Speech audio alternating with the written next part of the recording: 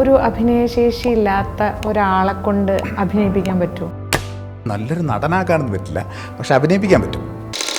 നായകളൊക്കെ നല്ല ക്യാരക്ടേഴ്സ് ചെയ്യുന്ന സിനിമകൾ കണ്ടിട്ടില്ലേ? അവർ നന്നായിട്ട് അഭിനയിച്ചിട്ടില്ല, ടെക്നിക്കാലിറ്റിയാണ്. അവിടെ ടേബിൾ ഉണ്ടാവും, അതൊന്നൊരു സാധനം എടുത്ത് ഇങ്ങനെ ഉയർത്തി നോക്കുക എന്ന് പറഞ്ഞാൽ കറക്റ്റ് ഫോക്കസ് പോയിന്റിൽ തന്നെ ഉയർത്തി നോക്കണം. കുറച്ച് ഇങ്ങോട്ടോ ആയിപ്പോയി കഴിഞ്ഞാൽ ഫോക്കസ് ഔട്ടാവും. പൃഥ്വിരാജ് അവരൊക്കെ ഡയലോഗ് ബൈഹാർട്ട് ചെയ്യാൻ ഭയങ്കര അടിപൊളിയാണ്. നമ്മൾ ഭയങ്കര കോൺഫിഡൻ്റ് ആയിട്ട് നിൽക്കുമ്പോൾ കൊടുക്കുന്ന ഒരു ഷോൾഡർ പോസ് ആയിരിക്കില്ല, ഒട്ടും കോൺഫിഡൻ്റ് അല്ലാണ്ട് ഇരിക്കുന്ന സമയത്ത് കൊടുക്കുക എന്ന് പറയും. ഏറ്റവും കൂടുതൽ എനിക്ക് തോന്നുന്നു മലയാളത്തിൽ ബോഡി ലാംഗ്വേജ് കാര്യത്തിലൊക്കെ നല്ല ഭയങ്കര എക്സ്പെരിമെൻറ്റുകൾ നടത്തിയിട്ടുള്ള ആളാണ് മമ്മൂക്ക എന്ന് പറയുന്നത്. ഓഗസ്റ്റ് എന്ന് പറയുന്ന മൂവിയിൽ പുള്ളി കൈ പുറകിൽ വീശിയിട്ടാണ് നടക്കണത്. ഒരു ആക്ടർ കൈ പുറകിൽ വീശുക എന്ന് പറയുമ്പോൾ മൊത്തം ബോഡി ലാംഗ്വേജ് മാറും. ചാക്കോച്ചനെ മറ്റേ ദുരൂഹ സാഹചര്യത്തിൽ ആൾ അത്യാവശ്യം നല്ല ഡാൻസറാണ്, പക്ഷേ ആൾ ആ ഡാൻസ് പെർഫോം ചെയ്യുന്ന മറ്റേ ആൾ പഠിപ്പിച്ചു കൊടുക്കുന്ന സീനിൽ പുള്ളി ഡാൻസ് അറിയാത്ത രീതിയിലാണ് ഡാൻസ് ചെയ്തിരിക്കുന്നത്. കിസ്സിങ് സീൻസ് അഭിനയിക്കുമ്പം, ലൈംഗിക രംഗങ്ങൾ അഭിനയിക്കുമ്പോഴൊക്കെ പ്രത്യേക പ്രിപ്പറേഷൻ എടുക്കേണ്ടതുണ്ടോ? ആക്ടിങ് ഇസ് ലൈക്ക് സെക്സ് എന്നാണ് പറയുന്നത്. എന്ന് വെച്ചാൽ നമ്മൾ അതിനെക്കുറിച്ചിട്ട് പറയുകയല്ല വേണ്ടത്, ചെയ്ത് കാണിക്കുക എന്നുള്ളതാണ് പറയുന്നത്. സ്നേഹത്തോടെ ഈ ക്യാമറയുടെ ഏതെങ്കിലും ഒരു പാർട്ടിലേക്ക് ജസ്റ്റ് വെറുതെ കണ്ണ് പ്രശ്നമാകുന്നുണ്ട്, വെറുതെ ഒന്നും ചെയ്യണ്ട, ജസ്റ്റ് സ്നേഹത്തോടെ മാത്രം നോക്കിയാൽ മതി. എനിക്ക് ചിരി മാത്രമേ. എൻ്റെ സായിബാബൻ്റെ സംശയം.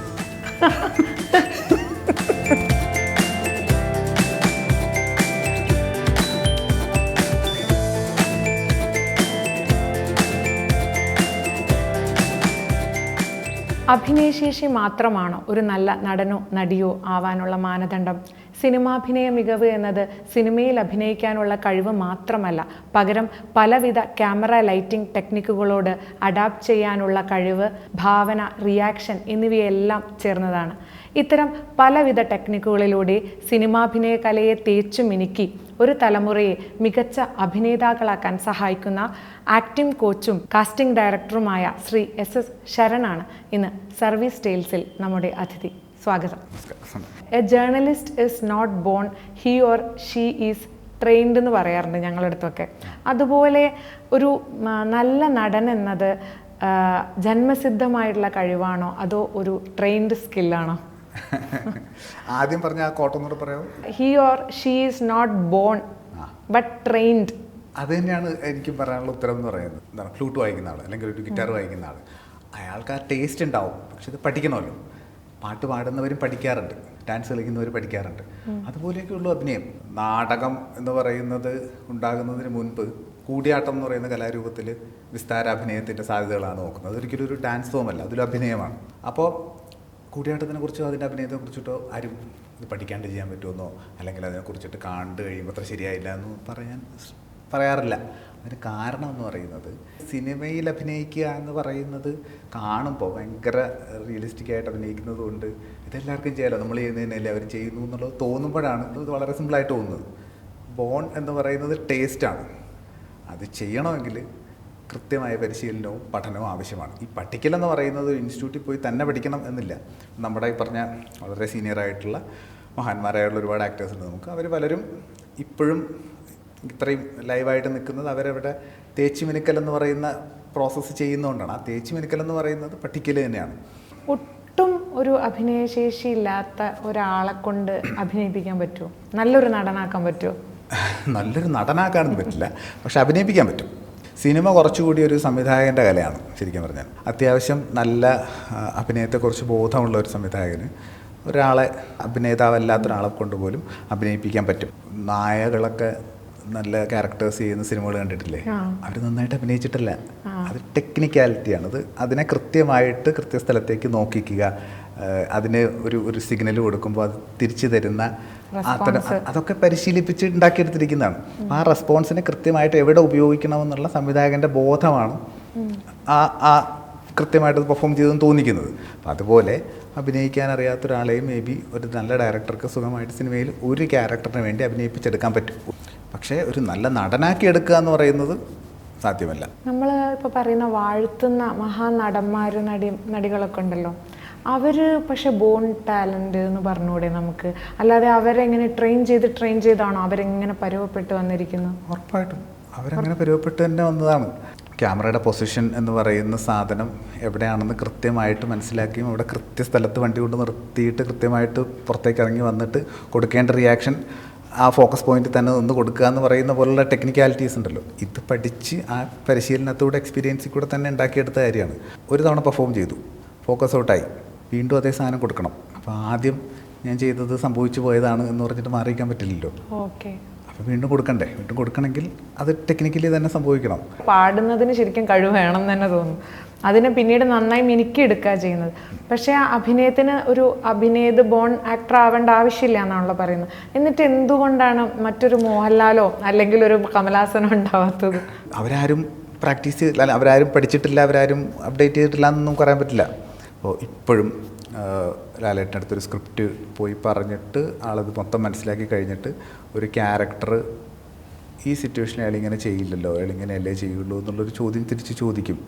ആ ചോദ്യം ചോദിക്കുക എന്ന് പറയുന്നത് അയാളുടെ പഠിക്കലും മനസ്സിലാക്കലും കാര്യങ്ങളൊക്കെ തന്നെയാണ്. അഭിനയിക്കലെന്ന് പറയുന്നത് ബ്ലണ്ടായിട്ട് നമ്മൾ എന്തെങ്കിലും ചെയ്യുന്നു, അത് ക്യാപ്ചർ ചെയ്യുന്നു എന്നുള്ളതല്ല ആ പ്രോസസ്സ് എന്ന് പറയുന്നത്. നമ്മളൊരു സാധനം ഇനി ഓക്കെ ഷോട്ടാണെങ്കിൽ പോലും അത് ചിലപ്പോൾ 3-4 തവണ വീണ്ടും കൊടുക്കേണ്ടി വരും. കാരണം അത് അടുത്ത റിപ്പീറ്റ് ടേക്സ് പോകുമല്ലോ. ഇപ്പോൾ ഓക്കെ ടേക്ക് ആണെങ്കിലും വേറെ ആംഗിളിൽ നിന്ന് ക്യാമറ വെച്ചിട്ട് വീണ്ടും ഷൂട്ട് ചെയ്യും. അപ്പോൾ നമ്മളിവിടുത്തെ ആക്ഷൻ കണ്ടിന്യൂറ്റി കാര്യങ്ങളൊക്കെ മെയിൻറ്റെയിൻ ചെയ്ത് വീണ്ടും അത് തന്നെ ചെയ്യണം. നമ്മളിത് സ്വാഭാവികമായിട്ട് വന്നു പോകുന്നൊരു സാധനമാണെങ്കിൽ അത് വീണ്ടും നമുക്ക് ചെയ്യാൻ പറ്റില്ലല്ലോ. പക്ഷെ നമ്മൾ മെൻ്റലി ഇൻവോൾവ് ചെയ്യുന്ന ഒരു സാധനമല്ലേ. അപ്പോൾ അതിൻ്റെ ചില ഒരു ടേക്ക് എടുത്തു കഴിഞ്ഞാൽ അത് ദ ബെസ്റ്റായിട്ട് അവർ ശരിക്കും ഉള്ളുന്നിട്ട് വന്നു എന്ന് തോന്നിയതൊരു ഒരു സംഗതി പിന്നെയും അങ്ങനെ ടെക്നിക്കാലിറ്റി വെച്ച് നമുക്ക് റിപ്പീറ്റ് ചെയ്യാൻ പറ്റുമോ? റിപ്പീറ്റ് ചെയ്യണം, ചെയ്യുന്നുണ്ട്. അത് ഞാൻ ഒറ്റ ഉദാഹരണം പറഞ്ഞത്. ഇപ്പോൾ ഷോർട്സിനുള്ളിൽ അഭിനയിക്കുക എന്ന് പറയുന്നൊരു രീതിയുണ്ട് സിനിമയിൽ. ഇപ്പോൾ ഒരു പോലീസ് ക്യാരക്ടറാണെന്ന് വെച്ചോളൂ, അയാൾ അവിടെ നിന്ന് നടന്ന് വന്ന് ഇവിടെ നിൽക്കുന്ന സമയത്ത് ക്യാമറ ട്രാക്കിനാവുന്ന സമയത്ത് തന്നെ കറക്റ്റ് പൊസിഷനിൽ വന്ന് നിൽക്കണം. അവിടെ ടേബിൾ ഉണ്ടാവും, അതിനൊരു സാധനം എടുത്ത് ഇങ്ങനെ ഉയർത്തി നോക്കുക എന്ന് പറഞ്ഞാൽ കറക്റ്റ് ഫോക്കസ് പോയിന്റിൽ തന്നെ ഉയർത്തി നോക്കണം. കുറച്ച് ഇങ്ങോട്ടോ ആയിപ്പോയി കഴിഞ്ഞാൽ ഫോക്കസ് ഔട്ടാവും. എന്നിട്ട് അവിടെ ടേബിളിൽ നിന്നിട്ട് ഒരു റിയാക്ഷൻ കൊടുത്തിട്ട് തിരിഞ്ഞ് പോകുമ്പോൾ ഒന്ന് പുറകിലേക്കായി കഴിഞ്ഞാൽ ഫോക്കസ് ഔട്ടാവും. അപ്പോൾ അവിടെ നിന്നിട്ട് ആ മൂഡിൽ തന്നെ തിരിഞ്ഞു പോകണം. ഇത്രയും ടെക്നിക്കാലിറ്റീസ് മൈൻഡ് വെച്ചിട്ടാണ് ചെയ്യുന്നത്. ആ സംഭവിച്ചു പോട്ടെ എന്ന് വിചാരിച്ച പോലെ നടക്കില്ല. ഈ ഇന്ത്യൻ കോണ്ടെക്സ്റ്റിൽ ഒരു അഭിനയത്തിൻ്റെ ഒരു അക്കാദമിക അടിത്തറ എന്ന് പറയുന്നത് ഭരതമുനിയുടെ നാട്യശാസ്ത്രമാണല്ലോ. അതിൻ്റെ ഒരു പില്ലേഴ്സായിട്ട് പറയുന്ന, അതായത് നടനകലയുടെ ഒരു പില്ലേഴ്സായിട്ട് പറയുന്ന 4 എന്ന് പറയുന്നത് ഈ വാചികാഭിനയം, ആംഗികാഭിനയം, സാത്വികം, ആഹാര്യം. അപ്പം ഈ 4 ഇപ്പം ആംഗികാഭിനയത്തിലാണ് ഈ കൈയൊക്കെ എങ്ങനെ ഉപയോഗിക്കുന്നത് എന്നുള്ളത് വരുന്നത്. ഇതിൽ ഏറ്റവും ബുദ്ധിമുട്ടുള്ള 4 ഏതാ? സാത്വികമാണോ ഏതാണ്? സാത്വികം തന്നെയാണ്. അതെന്തുകൊണ്ടാണ്? അതായത് ആംഗികം എന്ന് പറയുന്നത് നേരത്തെ പറഞ്ഞ പോലെ നമ്മുടെ ബോഡി ലാംഗ്വേജ് എങ്ങനെ യൂസ് ചെയ്യുക, എക്സ്പ്രഷൻസ്, അത്തരം കാര്യങ്ങളൊക്കെ ആംഗികത്തിൽ പോകും. വാചികത്തിൽ ഡയലോഗ്, എങ്ങനെയാണ് ഡയലോഗ് പറയേണ്ടത്, എന്താണ് അതിൻ്റെ കാര്യങ്ങൾ. ആഹാരം എന്ന് പറയുന്നത് നമുക്ക് കിട്ടിയിരിക്കുന്ന കോസ്റ്റ്യൂമിൽ അങ്ങനെയുള്ള കാര്യങ്ങൾ എങ്ങനെ നമുക്ക് ക്യാരക്ടറിനെ എടുക്കാം, അല്ലെങ്കിൽ അതെങ്ങനെ സപ്പോർട്ട് ചെയ്യുന്നു, അത് വെച്ചിട്ട് എങ്ങനെ പെർഫോം ചെയ്യുക എന്നുള്ളതാണ്. സാത്വികം എന്ന് പറയുന്നത് ആ ക്യാരക്ടർ നമ്മുടെ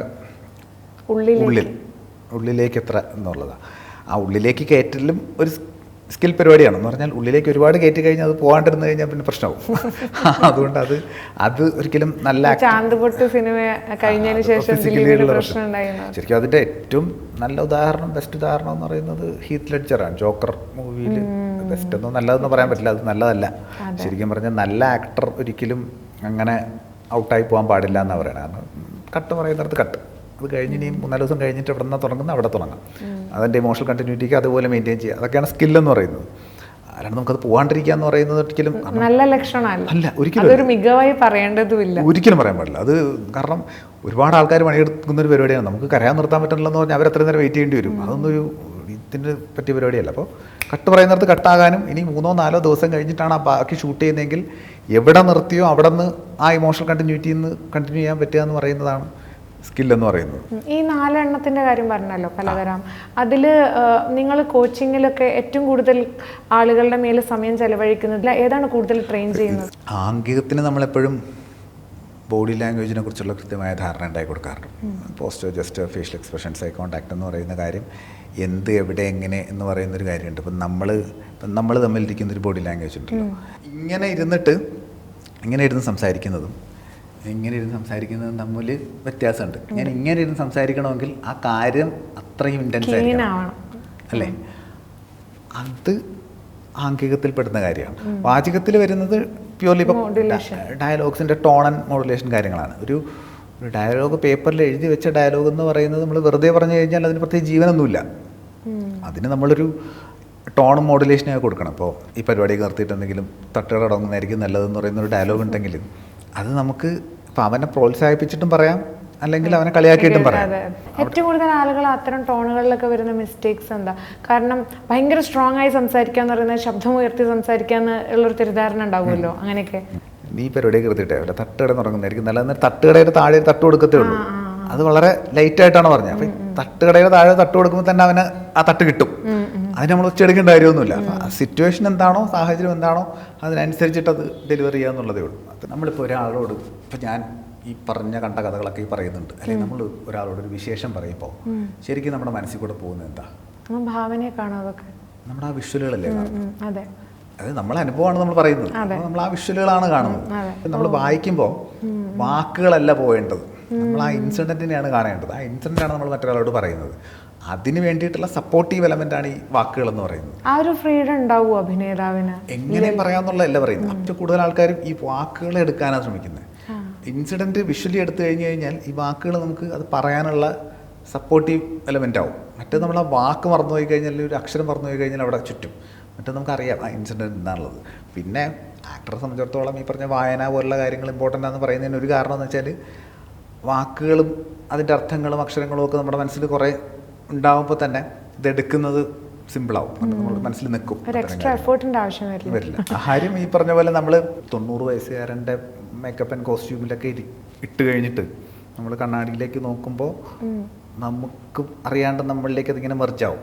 നമ്മൾ ആ കോസ്റ്റ്യൂം ആൻഡ് മേക്കപ്പ് ഇട്ട് കഴിഞ്ഞാൽ പിന്നെ നമ്മളെ ബോഡി ലാംഗ്വേജ് അങ്ങനെ തന്നെ ആവണമല്ലോ, അതിലേക്ക് മെർജ് ആവണമല്ലോ. നമ്മൾ സംസാരിക്കുന്നതും എല്ലാ ശൈലിയും അതിലേക്ക് ഇന്നാവുമല്ലോ. അപ്പോൾ നമുക്ക് ആ ക്യാരക്ടറിനെ സപ്പോർട്ട് ചെയ്യാനായിട്ടുള്ള, ആ ക്യാരക്ടറിനെ എടുക്കാൻ വേണ്ടിയിട്ട് ഈ ആഹാരം സപ്പോർട്ട് ചെയ്യും. സാത്വികത്തിനെ കുറിച്ച് പറയുമ്പോൾ ശരിക്കും നമ്മൾ ഒരു സീനിലേക്ക് ആ ക്യാരക്ടർ ചെല്ലുന്ന സമയത്ത് ഒന്ന് ഇയാൾ ഈ 2 മണിക്കൂർ സിനിമയിൽ ത്രൂ ഔട്ടുള്ള ക്യാരക്ടറാണെങ്കിലും ഈ 2 മണിക്കൂർ അല്ല ഇയാളുടെ ലൈഫ് എന്ന് പറയുന്നത്. അതിന് മുൻപ് ഇയാൾക്കൊരു ബാക്ക് സ്റ്റോറി ഉണ്ട്. അവിടെ ഉണ്ടായ ജീവിത സാഹചര്യങ്ങളിലൂടെയാണ് ഇയാൾ ഈ ക്യാരക്ടറായി മാറിയത്. ഇവിടെ ഇയാൾ ഇങ്ങനെ പറയണമെങ്കിൽ, ഇങ്ങനെ ചെയ്യണമെങ്കിൽ ഇയാൾക്ക് ബാക്ക് സ്റ്റോറിയിൽ അത്തരം കുറേ അനുഭവങ്ങളും ജീവിത സാഹചര്യങ്ങളും ഉണ്ടായിട്ടുണ്ട്. അങ്ങനെ ഉണ്ടായി വന്നൊരു മൈൻഡ് സെറ്റായിരിക്കും അയാൾക്ക്. നമ്മളെല്ലാവരും ഇപ്പോൾ എന്തെങ്കിലും സാഹചര്യത്തിൽ എങ്ങനെയെങ്കിലുമൊക്കെ ആണ് പെരുമാറുന്നതെങ്കിൽ അതിനൊരു കാരണം ഉണ്ടാവും. അത് നമ്മുടെ ബാക്ക് സ്റ്റോറിയിലുണ്ട് അങ്ങനത്തെ ഒരു ഇൻസിഡൻറ്റ്. അത് ചിലപ്പോൾ നമ്മൾ തന്നെ മറന്നുപോയതാവും. എന്തെങ്കിലുമൊക്കെ ചെറിയ ഇൻസിഡൻറ്റ് ഉണ്ടായിട്ടുണ്ടാവും. ഈ ഇമിറ്റേറ്റ് ചെയ്യാന്നുള്ളൊരു കഴിവുണ്ടല്ലോ, അത് ഭയങ്കര ഇമ്പോർട്ടൻ്റ് അല്ലേ ശരിക്കും അഭിനയത്തിൽ? ഞാൻ ചോദിക്കാൻ കാരണം എന്താ വെച്ചാൽ, ഇപ്പം നമ്മൾ ഒരു ക്യാരക്ടറായി മാറാൻ, അതായത് നമ്മുടെ പരിതസ്ഥിതികളുമായിട്ട് നമുക്ക് ഒരു തരത്തിലും പരിചയമില്ലാത്ത ആളുകൾ, ഇപ്പോൾ ഡങ്കലിലെ ഇപ്പോൾ കുസ്തിക്കാരൻ എന്നൊക്കെ ആലോചിക്കുമ്പോൾ നമുക്കറിയില്ല അവരെങ്ങനെ, അവരെ നടത്തം രീതി ഒന്നും നമുക്ക് പരിചയമില്ലാത്തതാണ്.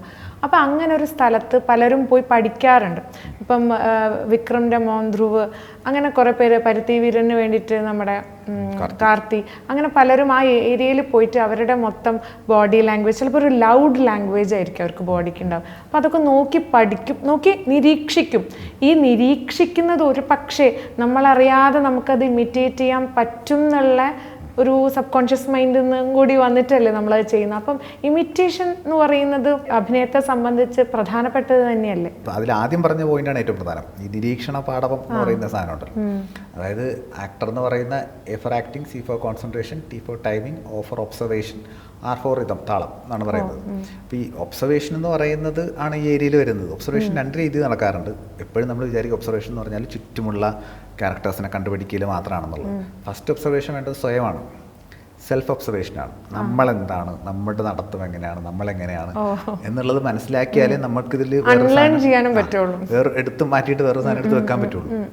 അപ്പോൾ നമ്മൾ ഭയങ്കര സ്റ്റൈൽ ആണെന്ന് വിചാരിക്കുന്ന സാധനം ആവില്ല ചിലപ്പോൾ ശരിക്കുള്ള സ്റ്റൈൽ എന്ന് പറയുന്നത്. അപ്പോൾ കീനായിട്ടുള്ള ഒബ്സർവേഷൻ ആവശ്യമാണ്. അത് നമ്മൾ അതുപോലെ കോപ്പി ചെയ്യാൻ വേണ്ടിയിട്ടൊന്നും അല്ലെങ്കിൽ പോലും അയാളുടെ എല്ലാ ചലനങ്ങളും എല്ലാ മൂവ്മെൻറ്റ്സും ഓരോ സിറ്റുവേഷനിലും എങ്ങനെയൊക്കെയാണ് എന്നൊക്കെ ഉള്ളത് മനസ്സിലാക്കൽ ആവശ്യമാണ്.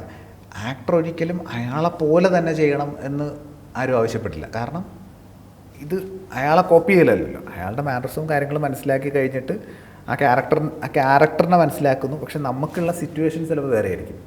അപ്പോൾ ഈ സിറ്റുവേഷൻസ് കുറച്ച് ആക്ടറുടെ ബുദ്ധിയും അല്ലെങ്കിൽ അയാളുടെ എക്സ്പീരിയൻസും കൂടെ ഉപയോഗിക്കും, ഡയറക്ടറുടെ സപ്പോർട്ടും ഉണ്ടാവും. അപ്പം ഈ മാനറിസംസും കാര്യങ്ങളൊക്കെ മനസ്സിലാക്കിയിട്ട് നമ്മുടെ കഥയ്ക്ക് എന്തൊക്കെയാണ് ആവശ്യം അത് ആക്ടറുടേതായിട്ടുള്ള രീതിയിൽ ചെയ്യുക എന്നാണ് പറയുന്നത്. പ്രധാനമായിട്ടുള്ളൊരു കാര്യം, ഒരിക്കലും കഥാപാത്രമായി മാറുകയല്ല വേണ്ടത്, കഥാപാത്രത്തെ ഉൾക്കൊള്ളുകയാണ് വേണ്ടത് എന്നാണ് പറയുന്നത്. അത് നല്ല രീതിയിൽ ചെയ്യുക, കംപ്ലീറ്റ് ആയിട്ട് മനസ്സിലാക്കി ചെയ്യുക, വൃത്തിക്ക് ചെയ്യുക എന്നുള്ളത്. അത് നസറുദ്ദീൻ ഷാ ആളുടെ ഒരു ബുക്കിൽ, അനന്ത ഡേ എന്ന് പറയുന്ന ബുക്കിൽ പറഞ്ഞിട്ടുണ്ട്. ഈ കോട്ടപ്പുള്ളിയുടെ തന്നെയാണ്, കഥാപാത്രമായി മാറുകയല്ല വേണ്ടത്, കഥാപാത്രത്തെ ഉൾക്കൊള്ളുകയാണ് വേണ്ടത്. ആക്ടിങ് പഠിക്കാൻ വേണ്ടി വരുന്ന ഒരാളെ ട്രെയിൻ ചെയ്യുമ്പം നമ്മളിപ്പോൾ നേരത്തെ പറഞ്ഞ പോലെ അൺലേൺ ചെയ്യിപ്പിക്കലായിരിക്കും ചിലപ്പോൾ ആദ്യം ചെയ്യുക. പ്രധാനമായിട്ട് ആളുകൾ ഏറ്റവും അധികം റിപ്പീറ്റ് ചെയ്യുന്ന ഒരു മിസ്റ്റേക്ക്, അല്ലെങ്കിൽ അവർ ചിന്തിച്ച് വെച്ചിരിക്കുന്ന ഏത് മനോഭാവത്തെയാണ് ആദ്യം നിങ്ങൾ അൺലേൺ ചെയ്യിപ്പിക്കാൻ? എല്ലാ മനുഷ്യരും ഏതെങ്കിലും രീതിയിൽ കണ്ടീഷൻഡ് ആയിട്ടുള്ള ആൾക്കാരാണ്. അത് കണ്ടീഷനിങ് ആണെന്ന് മനസ്സിലാക്കാനുള്ളൊരു ബോധം ഉണ്ടായി കൊടുക്കുകയാണ് ആദ്യത്തെ സ്റ്റെപ്പ് എന്ന് പറയുന്നത്. വെച്ചാൽ എനിക്ക് തോന്നുന്നു ഏതൊരു ഇൻ്റർവ്യൂവിൽ ആസിഫ് അലി പറഞ്ഞിട്ടൊരു കാര്യമുണ്ട്. ആൾ സ്ക്രിപ്റ്റ് വായിക്കുന്ന സമയത്ത് ഏതൊരു പോയിന്റിൽ വെച്ചിട്ട് തോന്നും ഇയാൾ ഈ ചെയ്ത് ശരിയായില്ലല്ലോ എന്ന് തോന്നും. ആ തോന്നൽ എന്ന് പറയുന്നത് ആ വ്യക്തിക്ക് തോന്നുന്ന തോന്നല, ആക്ടർക്ക് തോന്നുന്ന തോന്നല, ആ ക്യാരക്ടറിന് അതിൻ്റേതായിട്ടുള്ള ന്യായീകരണം ഉണ്ടാവും. ആ ന്യായീകരണം കണ്ടെത്തുകയും അയാളെ മനസ്സിലാക്കാൻ ശ്രമിക്കുന്നിടത്താണ് നമ്മൾ ആ ക്യാരക്ടറേക്കുള്ള ഏത് മോശം ക്യാരക്ടർ ആണെങ്കിലും അയാൾക്ക് അയാളുടേതായ ഒരു ന്യായം ഉണ്ടാവും, എപ്പോഴും പറയാറുള്ള കാര്യമാണ്, നമ്മളൊരു വില്ലനാണ് ചെയ്യുന്നതെങ്കിലും നമ്മുടെ മനസ്സിൽ നമ്മൾ നായകനാണെന്ന്. രണ്ടാമത് ഏറ്റവും കൂടുതൽ പറയുന്ന ഒരു സംഗതി എന്ന് പറഞ്ഞാൽ, അപ്പുറത്തെ ആളുടെ ഡയലോഗിൻ്റെ അവസാനത്തെ വാക്ക് ഓർത്ത് വെക്കും, എന്നിട്ട് നമ്മുടെ ഡയലോഗ് ഫുള്ള് പഠിച്ചു വെക്കും, എന്നിട്ട് ആ വാക്ക് അയാളെ ക്യൂ കൃത്യമായിട്ട് പറയുമ്പോൾ നമ്മുടെ ഡയലോഗ് പറയും എന്ന് പറയുന്ന രീതിയിൽ അഭിനയിക്കുന്ന തുടങ്ങുന്ന ആൾക്കാർ ചെയ്യുന്ന മിസ്റ്റേക്കുകളിൽ ഒന്നത്. അതിലെന്താ തെറ്റെങ്കിൽ മനസ്സിലായി? നമ്മളോട് സംസാരിക്കുകയാണ്, എന്നോട് ചോദിച്ചു അതിലെന്താ തെറ്റ് എന്നുള്ളത്. ഇനി അതെന്താ തെറ്റ് എന്നുള്ള ചോദ്യം കേട്ടാൽ മാത്രമാണല്ലോ എനിക്ക് അതിന് മറുപടി പറയാൻ പറ്റുക. കേൾക്കുന്ന സമയത്ത് എൻ്റെ മുഖത്തൊരു റിയാക്ഷൻ ഉണ്ടാവുന്നുണ്ട്. ആ കേൾക്കൽ എന്ന് പറയുന്ന പ്രോസസ്സ് ഉണ്ടല്ലോ, അത് വളരെ ഇമ്പോർട്ടൻ്റ്. അവിടെയാണ് നല്ല റിയാക്ഷൻസ് ഉണ്ടാകുന്നത്. ചിലപ്പോൾ ഒരു പക്ഷേ അയാൾ പറഞ്ഞ ഡയലോഗിന് ശേഷം ഒരു സ്പേസ് ഒക്കെ ഇട്ട് പറയാൻ ചിലപ്പോൾ തോന്നും നമുക്ക് റിയാക്ഷനിൽ. അതെ, നമ്മൾ മറ്റത് എന്താണോ കേൾക്കാണ്ടിരുന്നത് കഴിഞ്ഞാൽ നമ്മൾ അടുത്ത് പറഞ്ഞു തീർക്കുക എന്നുള്ളതിലേക്ക് പോകും. മറ്റേ ചിലപ്പോൾ അയാൾ പറഞ്ഞു നിർത്തുന്ന നമ്മുടെയൊക്കെ എവിടെയെങ്കിലും പോയി കൊള്ളും. ആ ആദ്യം റിയാക്ഷൻ ആയിരിക്കും കൊടുക്കുക, എന്നിട്ടായിരിക്കും ചിലപ്പോൾ കൊള്ളൽ വളരെ ഇമ്പോർട്ടൻ്റ് ആണ്. എപ്പോഴും ഈ ഡയലോഗ് പറയുന്നതിന് തൊട്ട് മുൻപുള്ള മൊമെന്റ് ആണ് ഏറ്റവും ഇമ്പോർട്ടൻറ്റ്. ഇതൊരു സൈക്കോളജിക്കൽ ആയിട്ടുള്ള ആസ്പെക്റ്റുകളാണ് ഞാൻ ചോദിക്കുന്നത്. ബോഡി ലാംഗ്വേജ് വൈസ് ഒക്കെ എന്തെങ്കിലുമൊക്കെ തിരുത്താറുണ്ടോ? ഫോട്ടോ എടുക്കാനുള്ള ക്യാമറ വെക്കുമ്പോൾ നമ്മൾ നമ്മുടെ ഏറ്റവും നല്ല പോസ് കൊടുക്കും. പക്ഷേ നമ്മളെ ക്യാരക്ടറായിട്ട് ഷൂട്ട് ചെയ്യുന്ന അല്ലെങ്കിൽ സിനിമ ഷൂട്ട് ചെയ്യുന്ന ക്യാമറ വെക്കുമ്പോൾ നമ്മൾ ആ ക്യാരക്ടറിൻ്റെ പോസ് കൊടുത്താൽ മതി. അതായത് അയാൾ ഭയങ്കര ലൂസായിട്ടുള്ള, ഒട്ടും മറ്റേ ഫിസിക്കലി ശ്രദ്ധിക്കാത്ത ഒരാളാണ് എന്നുണ്ടെങ്കിൽ നെഞ്ചു വിരിച്ച് നിൽക്കണ്ട, മനസ്സിലായില്ലേ? നമ്മുടെ ഉള്ളിലുള്ള ഒരു ആവശ്യമില്ലാത്ത ആലോചനയാണ് ക്യാമറ വെച്ചിട്ട് നന്നായിട്ട് കാണണം എന്നുള്ളത്. നിങ്ങളെ നന്നായിട്ട് കാണുക എന്നുള്ളതല്ല അവിടുത്തെ ആവശ്യം, ആ ക്യാരക്ടറിനെ കാണുക എന്നുള്ളതാണ്. പലപ്പോഴും ഈ അഭിനയിക്കാൻ ചെന്നിട്ട് ക്യാമറ ആക്ഷൻ എന്ന് പറയുന്ന സമയത്ത് ഒന്ന് വിരിയും, അത് കട്ട് ചെയ്യാറുണ്ട്. അത് വേണ്ടാത്ത സാധനമാണെങ്കിൽ അത് വേണ്ട എന്ന് പറഞ്ഞതിന് ഒഴിവാക്കാറുണ്ട്. മുഖഭാവങ്ങളിലോ അങ്ങനെ എന്തെങ്കിലും അണ്ണലും ചെയ്യിപ്പിക്കാറുണ്ടോ? എക്സ്പ്രഷൻസിലോ? എന്റെ സായിബാബ എന്താ സംശയം? ഞാൻ വിചാരിച്ചു ചിരിയായിരിക്കുന്നു. പൊതുവെ എല്ലാവരും എന്നോട് എപ്പോഴും ഇങ്ങനെ ഒരു ഇത് കിടപ്പുണ്ട്. അതിന് ഈ ലൈറ്റ് അടിക്കുന്നുണ്ടാണെന്ന് എനിക്കറിയില്ല. ചിരിക്കുന്നുണ്ട് നന്നായിട്ട്. പക്ഷേ ഈ സംശയം എന്ന് പറഞ്ഞാൽ മറ്റേ ഭർത്താവിനെ സംശയിക്കുന്ന കാര്യം എന്നുള്ളതല്ല ഉദ്ദേശിച്ചത്. കാര്യങ്ങളെ കൂടുതൽ ഈ പറഞ്ഞ പോലെ ക്യൂരിയസ് ആവുക എന്നൊക്കെ പറയില്ലേ, അത് ചോദിച്ചു അതെടുക്കുക. അൺലൈൻ ചെയ്യണമെന്നല്ല ഞാൻ പറഞ്ഞു. ഇപ്പൊ ചിലപ്പോൾ ഇപ്പൊ ചെയ്യാൻ പോകുന്ന ക്യാരക്ടറിന് ഈ പറഞ്ഞ ഇത് ആവശ്യമില്ലെങ്കിൽ ഇതെടുത്ത് മാറ്റുക. പിന്നെ അൺലേൺ ചെയ്യുമ്പോൾ ഏറ്റവും പ്രധാനമായിട്ട് പറയുന്ന ഒരു സാധനം എന്ന് വെച്ചാൽ ഒരു പാറ്റേൺ, ഒരു സ്റ്റൈൽ ഓഫ് ആക്ടിങ് ഉണ്ടാവും നമുക്ക്, നമ്മൾ തന്നെ മാറ്റണം. അത് പക്ഷേ നമ്മൾ ഫാൻസ് ഒക്കെ ഇഷ്ടപ്പെടുന്നതല്ലേ? ആ ഒരു ഇതിൽ നിൽക്കുന്ന ആൾക്കാർ അവിടെ അങ്ങനെ കുറിച്ചല്ല പറയുന്നത്. പക്ഷെ നല്ലൊരു ആക്ടർ എന്ന് പറയുന്നത് ഇപ്പോൾ അയാൾക്ക് അയാളുടേതായിട്ടുള്ള ചില ശൈലികളുടെ ഒരു ബോഡി ലാംഗ്വേജ് കാര്യങ്ങളൊക്കെ ഉണ്ടാവും. അത് മാറ്റണമെങ്കിൽ, പുതിയൊരു ക്യാരക്ടർ മാറ്റണമെങ്കിൽ മറ്റേത് അൺലേൺ ചെയ്തേ പറ്റുള്ളൂ. എടുത്ത് ചാക്കോച്ചനകത്തൊരു മറ്റേ ദുരൂഹ സാഹചര്യത്തിൽ ആൾ അത്യാവശ്യം നല്ല ഡാൻസറാണ്. പക്ഷേ ആൾ ആ ഡാൻസ് പെർഫോം ചെയ്യുന്ന മറ്റേ ആൾ പഠിപ്പിച്ചു കൊടുക്കുന്ന, സച്ചിൻ പഠിപ്പിച്ചു കൊടുക്കുന്ന സീനിൽ പുള്ളിക്ക് ഡാൻസ് അറിയാത്ത രീതിയിലാണ് ഡാൻസ് ചെയ്തിരിക്കുന്നത്. ആ അൺലേണിംഗ് ഉണ്ടല്ലോ, അറിയാമെന്നുള്ള സാധനം എടുത്ത് കളഞ്ഞിട്ട് വേറൊരു ഉണ്ടാവുക എന്ന് പറയുന്നത്. എല്ലാവർക്കും അറിയുന്ന ഒരു സാധനമാണ് ഈ നവരസങ്ങൾ എന്ന് പറയുന്നത്. നവരസങ്ങൾ അറിയാത്തവരുണ്ടല്ലോ. എനിക്ക് തോന്നുന്നു ബൈഹാർട്ടായിട്ട് 9 രസങ്ങളും അറിയാമെന്നുള്ളതല്ല, പക്ഷെ നവരസം എന്താന്നുള്ളത് അറിയാം. ഈ നവരസങ്ങളിൽ ഏറ്റവും ഒരാൾക്ക് പെർഫോം ചെയ്യാൻ ബുദ്ധിമുട്ടുള്ള രസം ഏതാണ്? ശരിക്കും എല്ലാവരും പറയാറുള്ള ഒരു കാര്യം പറയാം, രസരാജൻ എന്ന് പറയുന്നത് ശൃംഗാരം ആണെന്നാണ് പറയുന്നത്. ശൃംഗാരം തന്നെയാണ് ഏറ്റവും കൂടുതൽ ആൾക്കാർ ബുദ്ധിമുട്ടുള്ളതായിട്ട് പറയുന്നത്. ശൃംഗാരം അഭിനയിക്കൂ എന്ന് പറയുമ്പോൾ കൂടുതൽ ആൾക്കാരുടെയും മനസ്സിൽ ആദ്യം പോകുന്നത് നമ്മുടെ ഡാൻസ് ഫോംസിലോ കഥകളിയിലോ ഒക്കെ കാണിക്കുന്ന ശൃംഗാരം എന്ന് പറയുന്ന രീതി കുറച്ച് അതിനെക്കുറിച്ച് ആലോചിക്കും. അത് ബുദ്ധിമുട്ടാണെന്ന് പറയും. കാരണം അതിൻ്റെ ഫേഷ്യൽ എക്സ്പ്രഷൻസിൻ്റെ സ്റ്റൈൽ വേറെയാണല്ലോ. ശരിക്കും ശൃംഗാരം എന്ന് പറയുന്നത് നമ്മളത് മനസ്സിലാക്കുക എന്ന് പറയുന്നത്, ഈ രസങ്ങളെല്ലാം മനസ്സിലാക്കി കഴിഞ്ഞാൽ ഭയങ്കര എളുപ്പമായിട്ട് പറ്റും. എന്താണ് ശരിക്കും ശൃംഗാരം എന്ന് പറയുന്നത്? അതിൽ സംഭവിക്കുന്ന കാര്യങ്ങൾ എന്തൊക്കെയാണെന്ന് നമുക്കറിയാലോ. അതിൽ ഭയങ്കരമായിട്ടുള്ള സ്നേഹം ഉണ്ടാവും, നമ്മളെ സ്നേഹിക്കാൻ എന്ന് പറയുന്ന അതിൻ്റെ ഒരു അദമ്യമായ സ്നേഹം എന്ന് പറയും. ഭയങ്കരമായ സന്തോഷം ഉണ്ടാവും. ഇതിൽ എന്തൊക്കെയാണ് ഉള്ളതെന്നുള്ളത് മനസ്സിലാക്കല ഒന്നാമത്തെ പോയിന്റ്. ബേസിക്കായിട്ട് വരുന്ന ഈ രണ്ട് സാധനങ്ങളാണ്, സ്നേഹവും സന്തോഷമാണ്. സ്നേഹത്തോടെ ഈ ക്യാമറയുടെ ഏതെങ്കിലും ഒരു പാർട്ടിലേക്ക് ജസ്റ്റ് വെറുതെ കണ്ണ് പ്രശ്നമാകുന്നുണ്ട്, വെറുതെ ഒന്നും ചെയ്യണ്ട, ജസ്റ്റ് സ്നേഹത്തോടെ മാത്രം നോക്കിയാൽ എനിക്ക് ചിരി മാത്രമേ ഒരാളോട് നമ്മൾ സ്നേഹത്തോടെ നോക്കാന്ന് പറഞ്ഞാൽ നമ്മളിങ്ങനെ നോക്കുമല്ലോ സ്നേഹത്തോടെ. അപ്പം സ്നേഹത്തോടെ നോക്കുകയും അത് കാണുമ്പോൾ നമുക്ക് അതിനോടൊരു കാണുമ്പോൾ സന്തോഷം നിറയുന്നു എന്ന് പറയുന്നൊരു ആ ഒരു റിയലൈസേഷനാണ് ശൃംഗാരം ഉണ്ടായി വരുന്നതെന്ന് പറയാം. ഇതിനെല്ലാം ബ്രീത്തിൻ്റെ ചേഞ്ചസും ഉണ്ട്. ഇപ്പോൾ ദേഷ്യം എന്ന് പറയുന്ന സംഭവം, അല്ലെങ്കിൽ രൗദ്രം എന്ന് പറയുന്ന സംഭവം, നമ്മളൊരു സാധനത്തിലേക്ക് ദേഷ്യത്തോടെ നോക്കുമ്പോൾ നമ്മുടെ ബ്രീത്തിനും വ്യത്യാസം ഉണ്ടാവും. ഈ ബ്രീത്ത് മനസ്സിലാക്കുക, നമ്മൾ ദേഷ്യത്തിലിരിക്കുമ്പോഴുള്ള ബ്രീത്ത് പോലെ ആവില്ല നമ്മൾ ഏറ്റവും റിലാക്സ് ആയിരിക്കുമ്പോൾ, അല്ലെങ്കിൽ ടെൻഷൻ ആയിരിക്കുമ്പോഴുള്ള ബ്രീത്ത് ആവില്ല നമ്മൾ പേടിച്ചിരിക്കുമ്പോൾ. ഇതൊക്കെ വ്യത്യാസമുണ്ട്. നമ്മൾ ഇങ്ങനെ ഇടുമ്പോൾ നമ്മൾ ടെൻഷൻ ആണെന്നുള്ളതോ മനസ്സിലാവും. ഇപ്പം ആ ടെൻഷൻ വെച്ചിട്ട് നമ്മൾ നോക്കുമ്പോൾ നമ്മൾ പേടിച്ചിട്ടാണ് നോക്കുന്നതെന്ന് ആ ഭയാനകം എന്ന് പറയുന്ന സംഭവം മനസ്സിലാവും. അത് നോക്കാനൊരു മടിയുണ്ടെങ്കിൽ ആ പേടി അങ്ങോട്ടേക്ക് കണ്ണുയർത്ത് നോക്കാൻ പോലും തോന്നുന്നില്ല എന്നുള്ള രീതിയിലുള്ള പേടിയുണ്ടെന്നുള്ള ഫീൽ ചെയ്യിക്കാൻ പറ്റും. എങ്കിലും ഇത്തരം ഭാവങ്ങളിലെ നവരസ ഭാവങ്ങളിൽ ഏറ്റവും കൂടുതൽ ആളുകൾക്ക് റീടേക്കുകൾ വരുന്ന ഭാവം ഏതാ? ഇവിടെ ഇതിലൊന്നും തെറ്റും ശരിയില്ല. ഇതെത്ര വേണം എത്ര വേണ്ട എന്നുള്ളതിലാണ്. ഇപ്പോൾ ഡയറക്ടർ ഒരു മീറ്റർ പറയുന്നുണ്ടാവും. ആ മീറ്റർ, അതായത് ഇപ്പം ഞാൻ നേരത്തെ പറഞ്ഞ പോലെ ഇയാളെ ഇങ്ങനെ പേടിയോടെ നോക്കുന്നു എന്നുള്ള സ്ഥലത്ത് ഇത്രയും പേടി വേണ്ട, കുറച്ചോളാൻ പറയുന്ന സമയത്ത് നമ്മൾ കുറച്ച് കുറയ്ക്കും. ഇനി കുറച്ച് കൂട്ടിക്കോളാൻ പറയുന്ന സമയത്ത് കുറച്ച് കൂട്ടും. ഈ കൂട്ടലും കുറയ്ക്കലും ഈ മീറ്റർ അഡ്ജസ്റ്റ്മെൻ്റ് ഉണ്ടല്ലോ, ഇതാണ് റീടേക്സ് എന്നുള്ള ആവശ്യം എന്ന് പറയുന്നത്.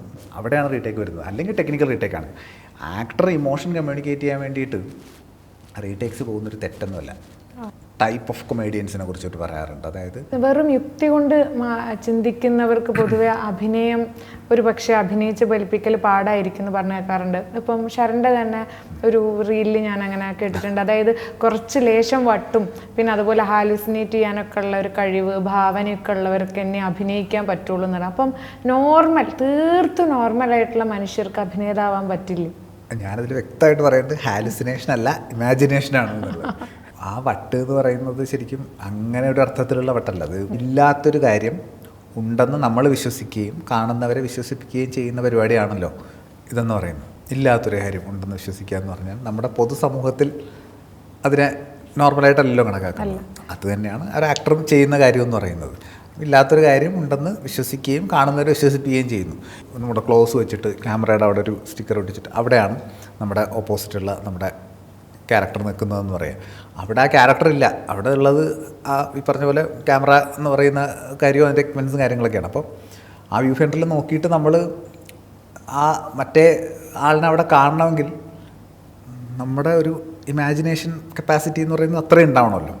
അവിടെയാണ് ഞാൻ പറഞ്ഞത് ഇമാജിനേഷനാണ് ഹാലുസിനേഷൻ അല്ല എന്നുള്ളത്. അപ്പോൾ അവിടെ നമ്മൾ അയാളെ കാണും, അയാളുടെ ഹൈറ്റ് കാണും, ചിലപ്പോൾ അയാളെ നമ്മളിങ്ങനെ നോക്കും ടോപ്പ് ടു ബോട്ടം. അവിടെ നോക്കുന്നത് നമ്മളവിടെ ശരിക്കും ആളെ കാണുന്നില്ല, പക്ഷേ അവിടെ ആളില്ല, നമ്മളവിടെ കാണും അയാളെ. അത് പറ്റണമെങ്കിൽ ശരിക്കും അവിടെ ആളില്ലല്ലോ, പിന്നെ എങ്ങനെ ഞാൻ സംസാരിക്കും എന്ന് ചോദിക്കുന്ന ഒരാളെ കൊണ്ട് പറ്റില്ലല്ലോ. മഴയുണ്ട് ഇവിടെ എന്ന് പറയുകയാണ്, മഴയുണ്ട്, മഴയത്താണല്ലോ, പിന്നെ പ്രശ്നമല്ലേ. ഇപ്പോൾ ഒരു ഗ്രീൻ മാറ്റ് ഷൂട്ടിലാണെങ്കിൽ ചിലപ്പോൾ അവിടെ റെയിൻ ഉണ്ടാവില്ല. അവിടെ നമ്മൾ റെയിൻ ഉണ്ടെന്ന് നമ്മൾ ഇമാജിൻ ചെയ്തിട്ട് അഭിനയിക്കണം. അപ്പോൾ അവിടെ റെയിൻ ഇല്ലല്ലോ, പിന്നെ ഞാൻ എങ്ങനെ ചെയ്യും എന്നുള്ള ചോദ്യത്തിനോട് പ്രസക്തിയില്ല. ആഗോളതലത്തിൽ ഈ ആക്ടിങ്ങിനെ റെവല്യൂഷനൈസ് ചെയ്ത ഒരാളാണല്ലോ ഈ കോൺസ്റ്റാന്റിൻ സ്റ്റാനിസ്ലോവ്സ്കി എന്ന് പറയുന്നത്. പുള്ളിയാണ് വളരെ മെലോഡ്രാമാറ്റിക്കായി ലൗഡായിട്ട് പോയിരുന്ന ഈ അഭിനയം എന്ന് പറഞ്ഞൊരു സാധനത്തിനെ കുറച്ചും കൂടി റിയലിസ്റ്റിക് ആക്കി മാറ്റാനുള്ള ഒരു ശ്രമം നടത്തിയിട്ടുള്ള ഒരാൾ. വളരെ മെലോ ഡ്രാമാറ്റിക് ആയിട്ട് പോയിരുന്ന നമ്മുടെ മലയാളം സിനിമ ഒരു ഘട്ടമെത്തിയപ്പം 70കളുടെ ഇങ്ങോട്ടേക്ക് വന്നപ്പം വളരെ നാച്ചുറൽ ആൻഡ് റിയലിസ്റ്റിക് ആയി. എനിക്ക് തോന്നുന്നു ഒരു പക്ഷേ ഇന്ത്യയിൽ മറ്റേത് ഫിലിം ഇൻഡസ്ട്രീനേക്കാളും വേഗതയിൽ റിയലിസ്റ്റിക്കോ ഹൈപ്പർ റിയലിസ്റ്റിക്കോ ആയി അഭിനയം മാറിയ ഒരു വുഡാണ് ബോളിവുഡ് എന്ന് പറയുന്നത്. അപ്പം അതിൽ ഈ ആഗോളതലത്തിലുള്ള ഈ സ്റ്റാൻസ്ലെവ്സ്കി സ്വാധീനമാണോ അതോ വേറെ എന്തെങ്കിലും ഘടകങ്ങളാണോ? ഇപ്പോഴും നമ്മൾ ഈ സ്വാഭാവികത എന്ന് പറയുന്നത് കൊണ്ട് ഉദ്ദേശിക്കുന്നത് ഓവർ അല്ലാതിരിക്കുക, അല്ലെങ്കിൽ ഓവർ ആക്ടിങ് അല്ലാതിരിക്കുക എന്നുള്ളതാണ്. അതിനോടൊപ്പം തന്നെ ഞാൻ പറയട്ടെ, ടെക്നിക്കലി ഓവർ ആക്ടിങ് എന്ന് പറയുന്നൊരു വാക്കില്ല.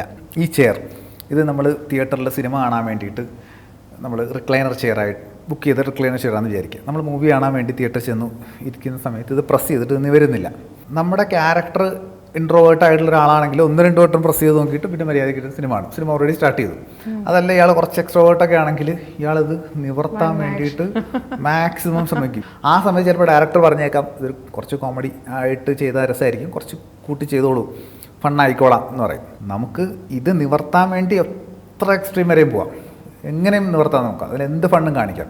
പക്ഷേ ഫണ്ണാക്കാൻ വേണ്ടിയിട്ട് നമ്മൾ വെറുതെ ഇതിൻ്റെ ചുറ്റും കിടന്ന് ഓടുക, ഇവിടെ കിടന്ന് ചാടുക എന്നൊക്കെ പറയുന്ന പരിപാടി ചെയ്ത് കഴിഞ്ഞാൽ അത് മീറ്ററിന് പുറത്താണ്. ഹോളിവുഡ് സിനിമകളാണ് നമുക്ക് പലപ്പോഴും മറ്റേ എക്സാമ്പിൾസ് ആയിട്ട് ഉദാഹരണങ്ങളായിട്ടും അഭിനയത്തിൻ്റെ രീതികളെ കുറിച്ചിട്ടൊക്കെ മലയാളികൾ പലപ്പോഴും എടുത്ത് പറയാറുള്ളത്.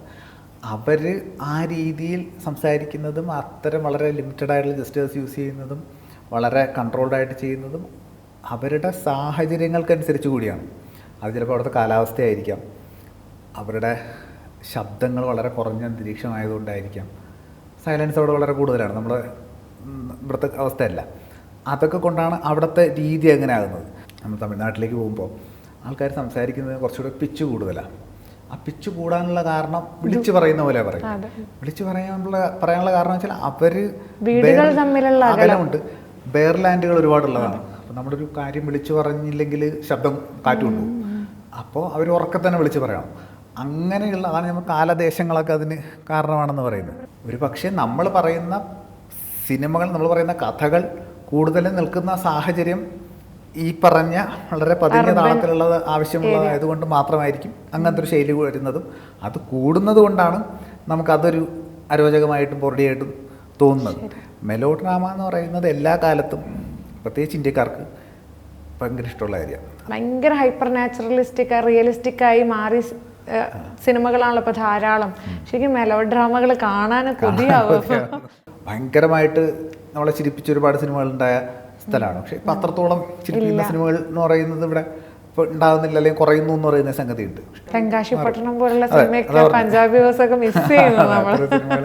ഒരു കാലഘട്ടത്തിൽ അങ്ങനെ നമ്മൾ എവിടെ നിന്ന് കണ്ടു തുടങ്ങിയാലും കണ്ടിരുന്ന് ചിരിക്കാൻ പറ്റുന്ന പരിപാടികളുണ്ടായിരുന്നു. അപ്പോൾ ഒരു പാറ്റേണിൽ ഒരുപാട് കാലം പോവില്ല, ഒരു ഷിഫ്റ്റ് എപ്പോഴും ഉണ്ടാവും. ഈ ഓവർ ആക്ടിങ് പറഞ്ഞപ്പോഴേ ഈ നാട്യശാസ്ത്രത്തിൽ തന്നെ പറയുന്നുണ്ടല്ലോ, നമ്മൾ എന്ത് ഭാവം കാണിച്ചിട്ടും അത് ചിലപ്പോൾ നല്ല പെർഫോമൻസ് ആയിരിക്കും, പക്ഷേ രസം ജനിപ്പിക്കാൻ പറ്റണം, കാണികളിൽ അത് രസമായി തോന്നണം.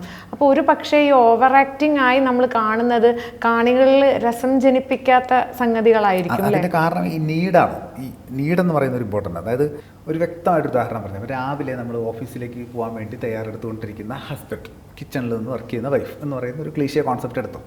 അതിൽ ഹസ്ബൻഡ് ഇങ്ങനെ ഓടി നടന്ന് ഹോളിലെ പണികളൊക്കെ എടുക്കുന്നുണ്ട്, തീർക്കുന്നു എല്ലാം ചെയ്യുന്നു. നമ്മളൊരു ഡയറക്ടർ പറയുകയാണ് ഇതാണ് മാർക്ക്, ഈ മാർക്കിൽ വന്ന് നിന്നിട്ട് ഡയലോഗ് പറയണമെന്ന് പറയും. അപ്പോൾ ഇയാൾ അവിടെ ഇവിടെ ഓടി നടന്ന കാര്യങ്ങൾ ചെയ്യുന്നതിനിടയിൽ എന്തിന് ഈ മാർക്കിൽ വന്ന് നിൽക്കണമെന്നൊരു ചോദ്യം ഉണ്ടല്ലോ. അവിടെ നിന്ന് പറഞ്ഞാൽ പോരെ, ഈ മാർക്കിൽ വന്ന് നിൽക്കേണ്ടത് ടെക്നിക്കലി ഉള്ള ആവശ്യമാണ്, കാരണം അവിടെയാണ് സെറ്റ് ചെയ്തിരിക്കുന്നത്. ഈ മാർക്കിൽ വന്ന് നിൽക്കുന്നത് ഇയാൾക്ക് വെറുതെ നടന്ന് വന്ന് അവിടെ നിന്നിട്ട് അങ്ങോട്ട് നോക്കി ഡയലോഗ് പറഞ്ഞിട്ട് പോവാം. ഈ മാർക്കിൽ വന്ന് നിൽക്കാൻ ഇയാൾക്കൊരു കാരണമുണ്ടെങ്കിൽ, ആ കാരണം എന്ന് പറയുന്നത് ഇയാൾ ഒരുപാട് കാര്യങ്ങൾ ചെയ്യുന്നുണ്ട് ഓഫീസിലേക്ക് പോകാൻ വേണ്ടിയിട്ട്. അതിൻ്റെ കൂട്ടത്തിൽ എന്തെങ്കിലും ഒരു സാധനം, മേ ബി ചെരുപ്പ് അവിടെ ആയിരിക്കും വെച്ചിരിക്കുന്നത്, അവിടെ കൃത്യമായിട്ട് അവിടെ വന്ന് നിന്ന് ചെരുപ്പ് ഇട്ടിട്ട് അങ്ങോട്ട് നോക്കി ഡയലോഗ് പറയുകയാണെങ്കിൽ അവിടെ വന്ന് നിന്ന് ഡയലോഗ് പറയാൻ വേണ്ടിയിട്ടല്ല, ചെരുപ്പിടാൻ വേണ്ടിയിട്ടാണ്. അല്ലെങ്കിൽ വാച്ച് അവിടെ ആയിരിക്കും, അതെടുത്ത് വെച്ച് കെട്ടിയിട്ട് ഡയലോഗ് പറഞ്ഞിട്ട് പോവുകയാണെങ്കിൽ ആ ആക്ടിവിറ്റിയുമായിട്ട് ബ്ലെൻഡ് ആവും. അല്ലാണ്ട് ഡയലോഗ് പറയാൻ വേണ്ടി മാത്രം വന്ന് അവിടെ നിൽക്കുമ്പോൾ ഇയാൾ നിന്നിപ്പോഴും നിൽക്കണ ഇയാൾക്ക് പറഞ്ഞിട്ട് അങ്ങ് പോയാൽ പോരെയെന്ന്, അല്ലെങ്കിൽ അവിടെ നിന്ന് പറഞ്ഞാൽ പോരെ എന്നുള്ള ചോദ്യം ഉണ്ടാവും. ഈ ചോദ്യം കാണുന്നവരുടെ മനസ്സിലുണ്ടാവും. വളരെ റീസെൻ്റായിട്ട് ഇപ്പോൾ തിയേറ്റർ റൺ ചെയ്തുകൊണ്ടിരിക്കുന്നൊരു സിനിമയിൽ അതിൻ്റെ ഇൻ്റർവെൽ പോർഷനിൽ അതിലെ നായികയായിട്ട് അഭിനയിക്കുന്ന കുട്ടി ഒരു പ്രത്യേക ഇൻസിഡൻറ്റ് കഴിഞ്ഞിട്ട് ഇൻ്റർവൽ ബ്ലോക്കാണ്. ആ ബ്ലോക്കിൽ നായകനും നായികയും 3 ക്യാരക്ടേഴ്സ് ഇങ്ങനെ നടന്നു വരുമ്പോൾ മഴ പെയ്തുകൊണ്ട് നിൽക്കുന്നുണ്ട്. മഴ പെയ്യുമ്പോൾ ഈ കുട്ടി ആ ഇൻ്റർവൽ ബ്ലോക്കിലെ പഞ്ച് എൻട്രി സ്ലോ മോഷനിലായതുകൊണ്ട് കൈ ഇങ്ങനെ തട്ടുന്നുണ്ട്. അവർ മണ്ണിൽ എന്തോ ചെയ്തിട്ടാണ് നടന്നു വരുന്നത്. മഴ പെയ്തുകൊണ്ട് നിൽക്കുന്നുണ്ട്. മാസ് എൻട്രിയിൽ നോർമലി അങ്ങനെ എന്തെങ്കിലും ചെയ്ത് കഴിഞ്ഞാൽ കൊടുക്കുന്ന സാധനമാണ് ഇതെന്ന് പറയുന്നത്. അത് മഴ പെയ്യുമ്പോൾ അങ്ങനെയല്ല ചെയ്യേണ്ടത്. മഴ പെയ്യുമ്പോൾ ആ ചെളി ഉണ്ടെങ്കിൽ അത് ഇങ്ങനെയാ ചെയ്യുക. ആ തോട്ടുണ്ടല്ലോ. അതിപ്പോൾ ഈ ഞാൻ പറയുന്ന സീൻ ഈ സിനിമ തിയേറ്ററിൽ കണ്ടിട്ടുള്ള ആൾക്കാർക്ക് അത് ഓർമ്മയുണ്ടാവും. ഇവനെന്തിനിപ്പോൾ ഇതിങ്ങനെ ചെയ്യണമെന്ന് നമുക്ക് തോന്നലുണ്ടാവില്ല. അവിടെ പെട്ടെന്ന് ക്യാരക്ടർ ഒന്ന് ബ്രേക്ക് ആവും. ഈ സ്റ്റാൻസ്ലോവ്സ്കി മെത്തേഡ് തന്നെ ഈ അമേരിക്കയിലേക്ക് എത്തിയപ്പം ദുഃഖം അഭിനയിക്കുന്ന രംഗാണെങ്കിൽ പാസ്റ്റ് ട്രോമകളെ പറ്റി ആലോചിച്ച് അതിനുള്ളിലേക്ക് എടുത്തിട്ട് പുറത്തേക്ക് കൊണ്ടുവരുന്ന ഒരു രീതി ഉണ്ട്. അതിനെന്തോ സ്റ്റാസ്ബർഗ് മെത്തേഡ് അങ്ങനെ എന്തോ പറയുന്നുണ്ട് തോന്നുന്നു. ആ ഒരു സാധനം നമ്മുടെ ഇവിടെ ഫോളോ ചെയ്യുന്നവരുണ്ടോ? അത് എത്രത്തോളം ഉചിതമാണ്? അത് ശരിക്കും പറഞ്ഞാൽ സിനിമയിലേക്ക് അപ്ലൈ ചെയ്യുന്നതിന് അത്ര ബ്രില്യൻ്റ് ആയിട്ട് അത് ഹാൻഡിൽ ചെയ്യാമെങ്കിൽ ഓക്കെയാണ്. പക്ഷേ അത് ഒട്ടും ഹെൽത്തി അല്ല. മാത്രമല്ല ഇപ്പോൾ പലപ്പോഴും പല വർക്ക്ഷോപ്പുകളിലും ഈ പല ട്രെയിനേഴ്സും ഇതിനെ ഒരു എക്സസൈസ് ആക്കിയിട്ട് ചെയ്യാറുണ്ട്. ഇമോഷണൽ മെമ്മറി എക്സസൈസ് എന്ന് പറഞ്ഞിട്ട്. അതായത് ലൈക്ക് ഇവിടെ പ്രൊമനൻ്റ് ആയിട്ടുള്ള പല ആൾക്കാരും ഇത് വരുന്ന ആൾക്കാരോട് പറയും എന്തെങ്കിലും നിങ്ങളൊരു മെമ്മറി ആലോചിച്ചിട്ട് കുറച്ച് 10 മിനിറ്റ് ഇരുന്നിട്ട് പിന്നെ അത് വന്നിട്ട് എല്ലാവരും കൂടി ഇരിക്കുമ്പോൾ ഒന്ന് ഷെയർ ചെയ്യൂ എന്ന് പറയും. അല്ലെങ്കിൽ എല്ലാവരുടെയും കണ്ണ് കെട്ടിയിട്ട് നിങ്ങൾ അങ്ങോട്ടും ഇങ്ങോട്ടും ഈ പറഞ്ഞ നിങ്ങളുടെ ആ മെമ്മറി ആ മൂഡിലിരുന്നുകൊണ്ട് ഷെയർ ചെയ്യുന്നൊക്കെ പറയും. അപ്പോൾ മറന്നു കളഞ്ഞ ട്രോമകളോ കാര്യങ്ങളൊക്കെ ആയിരിക്കും. അപ്പോൾ അത് എടുത്ത് കൊണ്ടുവന്ന് വീണ്ടും അവിടെ ഇരുന്ന് പറയുന്ന മൊമെൻറ്റിൽ അവരും ബാക്കിയുള്ള ഓരോ കരയും എന്നിട്ട് എല്ലാവരും കൂടി കെട്ടിപ്പിടിക്കും പാട്ട് ഡാൻസ് ചെയ്യും എന്നൊക്കെ പറയുന്ന പോലെ ആ മൊമെൻറ്റിൽ ചിലപ്പോൾ അത് ഭയങ്കരമായിട്ട് അങ്ങ് കഴിയും. അത്തരം പല വർക്ക്ഷോപ്പിലും പങ്കെടുത്ത ആൾക്കാർ പറഞ്ഞതെന്ന് വെച്ചാൽ അവർക്ക് പിന്നീട് അവർ ഓഫീസിലേക്ക് പോകുമ്പോൾ അവരുടെ കൂടുതലുള്ള ആൾക്കാരോട് ഭയങ്കരമായിട്ട് ദേഷ്യപ്പെടുന്നു, അല്ലെങ്കിൽ വണ്ടി ഓടിച്ചു പോകുമ്പോൾ സിഗ്നൽ ശ്രദ്ധിക്കാണ്ട് വണ്ടി ഓടിക്കുന്നു. ഇപ്പോൾ സൈക്കോളജിസ്റ്റുകൾ ചെയ്യുന്നത് എന്താണെന്ന് വെച്ചാൽ അത് അവരുടെ എടുത്തിട്ട് അവർ ഹീൽ ചെയ്യാനുള്ള സെഷൻസ് വെച്ചിട്ട് ഹീൽ ചെയ്ത് കൊടുക്കും. ഇത്തരം സ്ഥലങ്ങളിൽ ഇത് ആ മൊമെൻറ്റ് ക്രിയേറ്റ് ചെയ്യാൻ വേണ്ടിയിട്ട് എടുത്തു കഴിഞ്ഞാൽ 2 ദിവസം കഴിഞ്ഞ് ഇവർ പോകും. ഇത് ഹീൽ ചെയ്യൽ എന്ന് പറയുന്ന പരിപാടി നടക്കുന്നില്ല. അവിടെ ഒരു മൊമെൻറ്റ് ക്രിയേറ്റ് ആയി അതൊരു വീഡിയോ ഷൂട്ട് ചെയ്ത് അടുത്ത വർക്ക്ഷോപ്പിന് വേണ്ടിയിട്ട് അവർ യൂസ് ചെയ്യും. അതൊരു കാരണവശാലും ചെയ്യാൻ പാടില്ലാത്ത, ഒട്ടും ഹെൽത്തി അല്ലാത്ത ഒരു എക്സസൈസാണ്. ഇപ്പോൾ ആക്ടേഴ്സിന് ഓരോരുത്തർക്കും ഓരോരുത്തരുടെ മെത്തേഡ് ഉണ്ടാവുമല്ലോ അവർ അഭിനയിക്കുന്നതിൽ. അപ്പോൾ പണ്ട് കാലത്ത് കേട്ടിട്ടുണ്ട് ഈ നഖക്ഷതങ്ങൾ സിനിമയിൽ അഭിനയിച്ച സലീമല്ലേ, അവരൊരു അഭിമുഖത്ത് പറഞ്ഞിട്ടുണ്ട് അവർ കണ്ണാടീൻ്റെ മുമ്പിൽ പോയി കുറേ നേരം ഇരുന്നിട്ട് കരച്ചിലിങ്ങനെ തുളുമ്പി വെക്കും, എന്നിട്ട് ഷോട്ട് റെഡിയാകുമ്പോൾ വന്ന് കരയുന്നു. അങ്ങനെ കരച്ചിൽ അഭിനയിക്കുന്നവരുണ്ട്. ആ ഒരു മെത്തേഡിനെ കുറിച്ച് എന്താ തോന്നുന്നത്? ഇവർ പല മെത്തേഡുകൾ യൂസ് ചെയ്യും. ഞാൻ നേരത്തെ ഇഫ് മാജിക്കിൻ്റെ കാര്യം പറഞ്ഞപ്പോൾ അത് നമ്മൾ പലരും ഒരു തവണയെങ്കിലും യൂസ് ചെയ്തിട്ടുള്ള കാര്യമാണ്. എന്ന് പറയുന്ന പോലെ പല മെത്തേഡുകളും പലരും യൂസ് ചെയ്യാറുണ്ട്. ഇപ്പോൾ ഈ പറഞ്ഞ എക്സാമ്പിളിൽ എനിക്ക് തോന്നുന്നത് ഒന്ന് ആ ക്യാരക്ടറിൻ്റെ ആ സിറ്റുവേഷനിൽ, ഇമോഷണൽ സിറ്റുവേഷനിൽ കൂടി കടന്നു പോകുക എന്ന് പറയുന്നൊരു സാധനം ഉണ്ടല്ലോ. അതിന് വേണ്ടിയിട്ട് ആ ലുക്കിൽ മിററിലേക്ക് നോക്കിയിരിക്കുമ്പോൾ നേരത്തെ മറ്റേ ക്യാരക്ടർ മെർജാവുന്നു എന്ന് പറയുന്നൊരു സാധനം ഉണ്ടാവും എന്ന് പറയുമല്ലോ. അങ്ങനത്തെ ഒരു പ്രോസസ്സ് ഉണ്ടാവാറുണ്ട് ഒന്ന്. രണ്ടാമത്തത്, ഇപ്പോൾ ഞാനൊരു എക്സസൈസ് പറഞ്ഞാൽ ചെയ്യൂ. നോക്കാം. കണ്ണടച്ചിരിക്കുക, എന്നിട്ട് ഫേസിലൊരു സാഡ് എക്സ്പ്രഷൻ വെക്കുക എന്ന് പറയുന്നത്. എന്ന് വെച്ചാൽ നമ്മളിങ്ങനെ ചുണ്ടിങ്ങനെ താഴോട്ടാക്കിയിട്ട് പുരുവ് ഇങ്ങനെ കൂട്ടിയിട്ട് ഇങ്ങനെ സാഡായിരിക്കുക എന്ന് പറയുന്നത്. അത് മാത്രം വെച്ചിട്ട് കണ്ണടച്ചിരിക്കുക.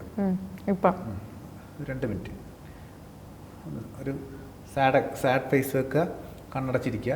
എന്നിട്ട് ബ്രീത്ത് എടുക്കുന്നതിനൊപ്പം ഇങ്ങനെ വീപ്പ് ചെയ്യുന്ന പോലത്തെ ഒരു ശബ്ദമല്ലേ ഇങ്ങനെ.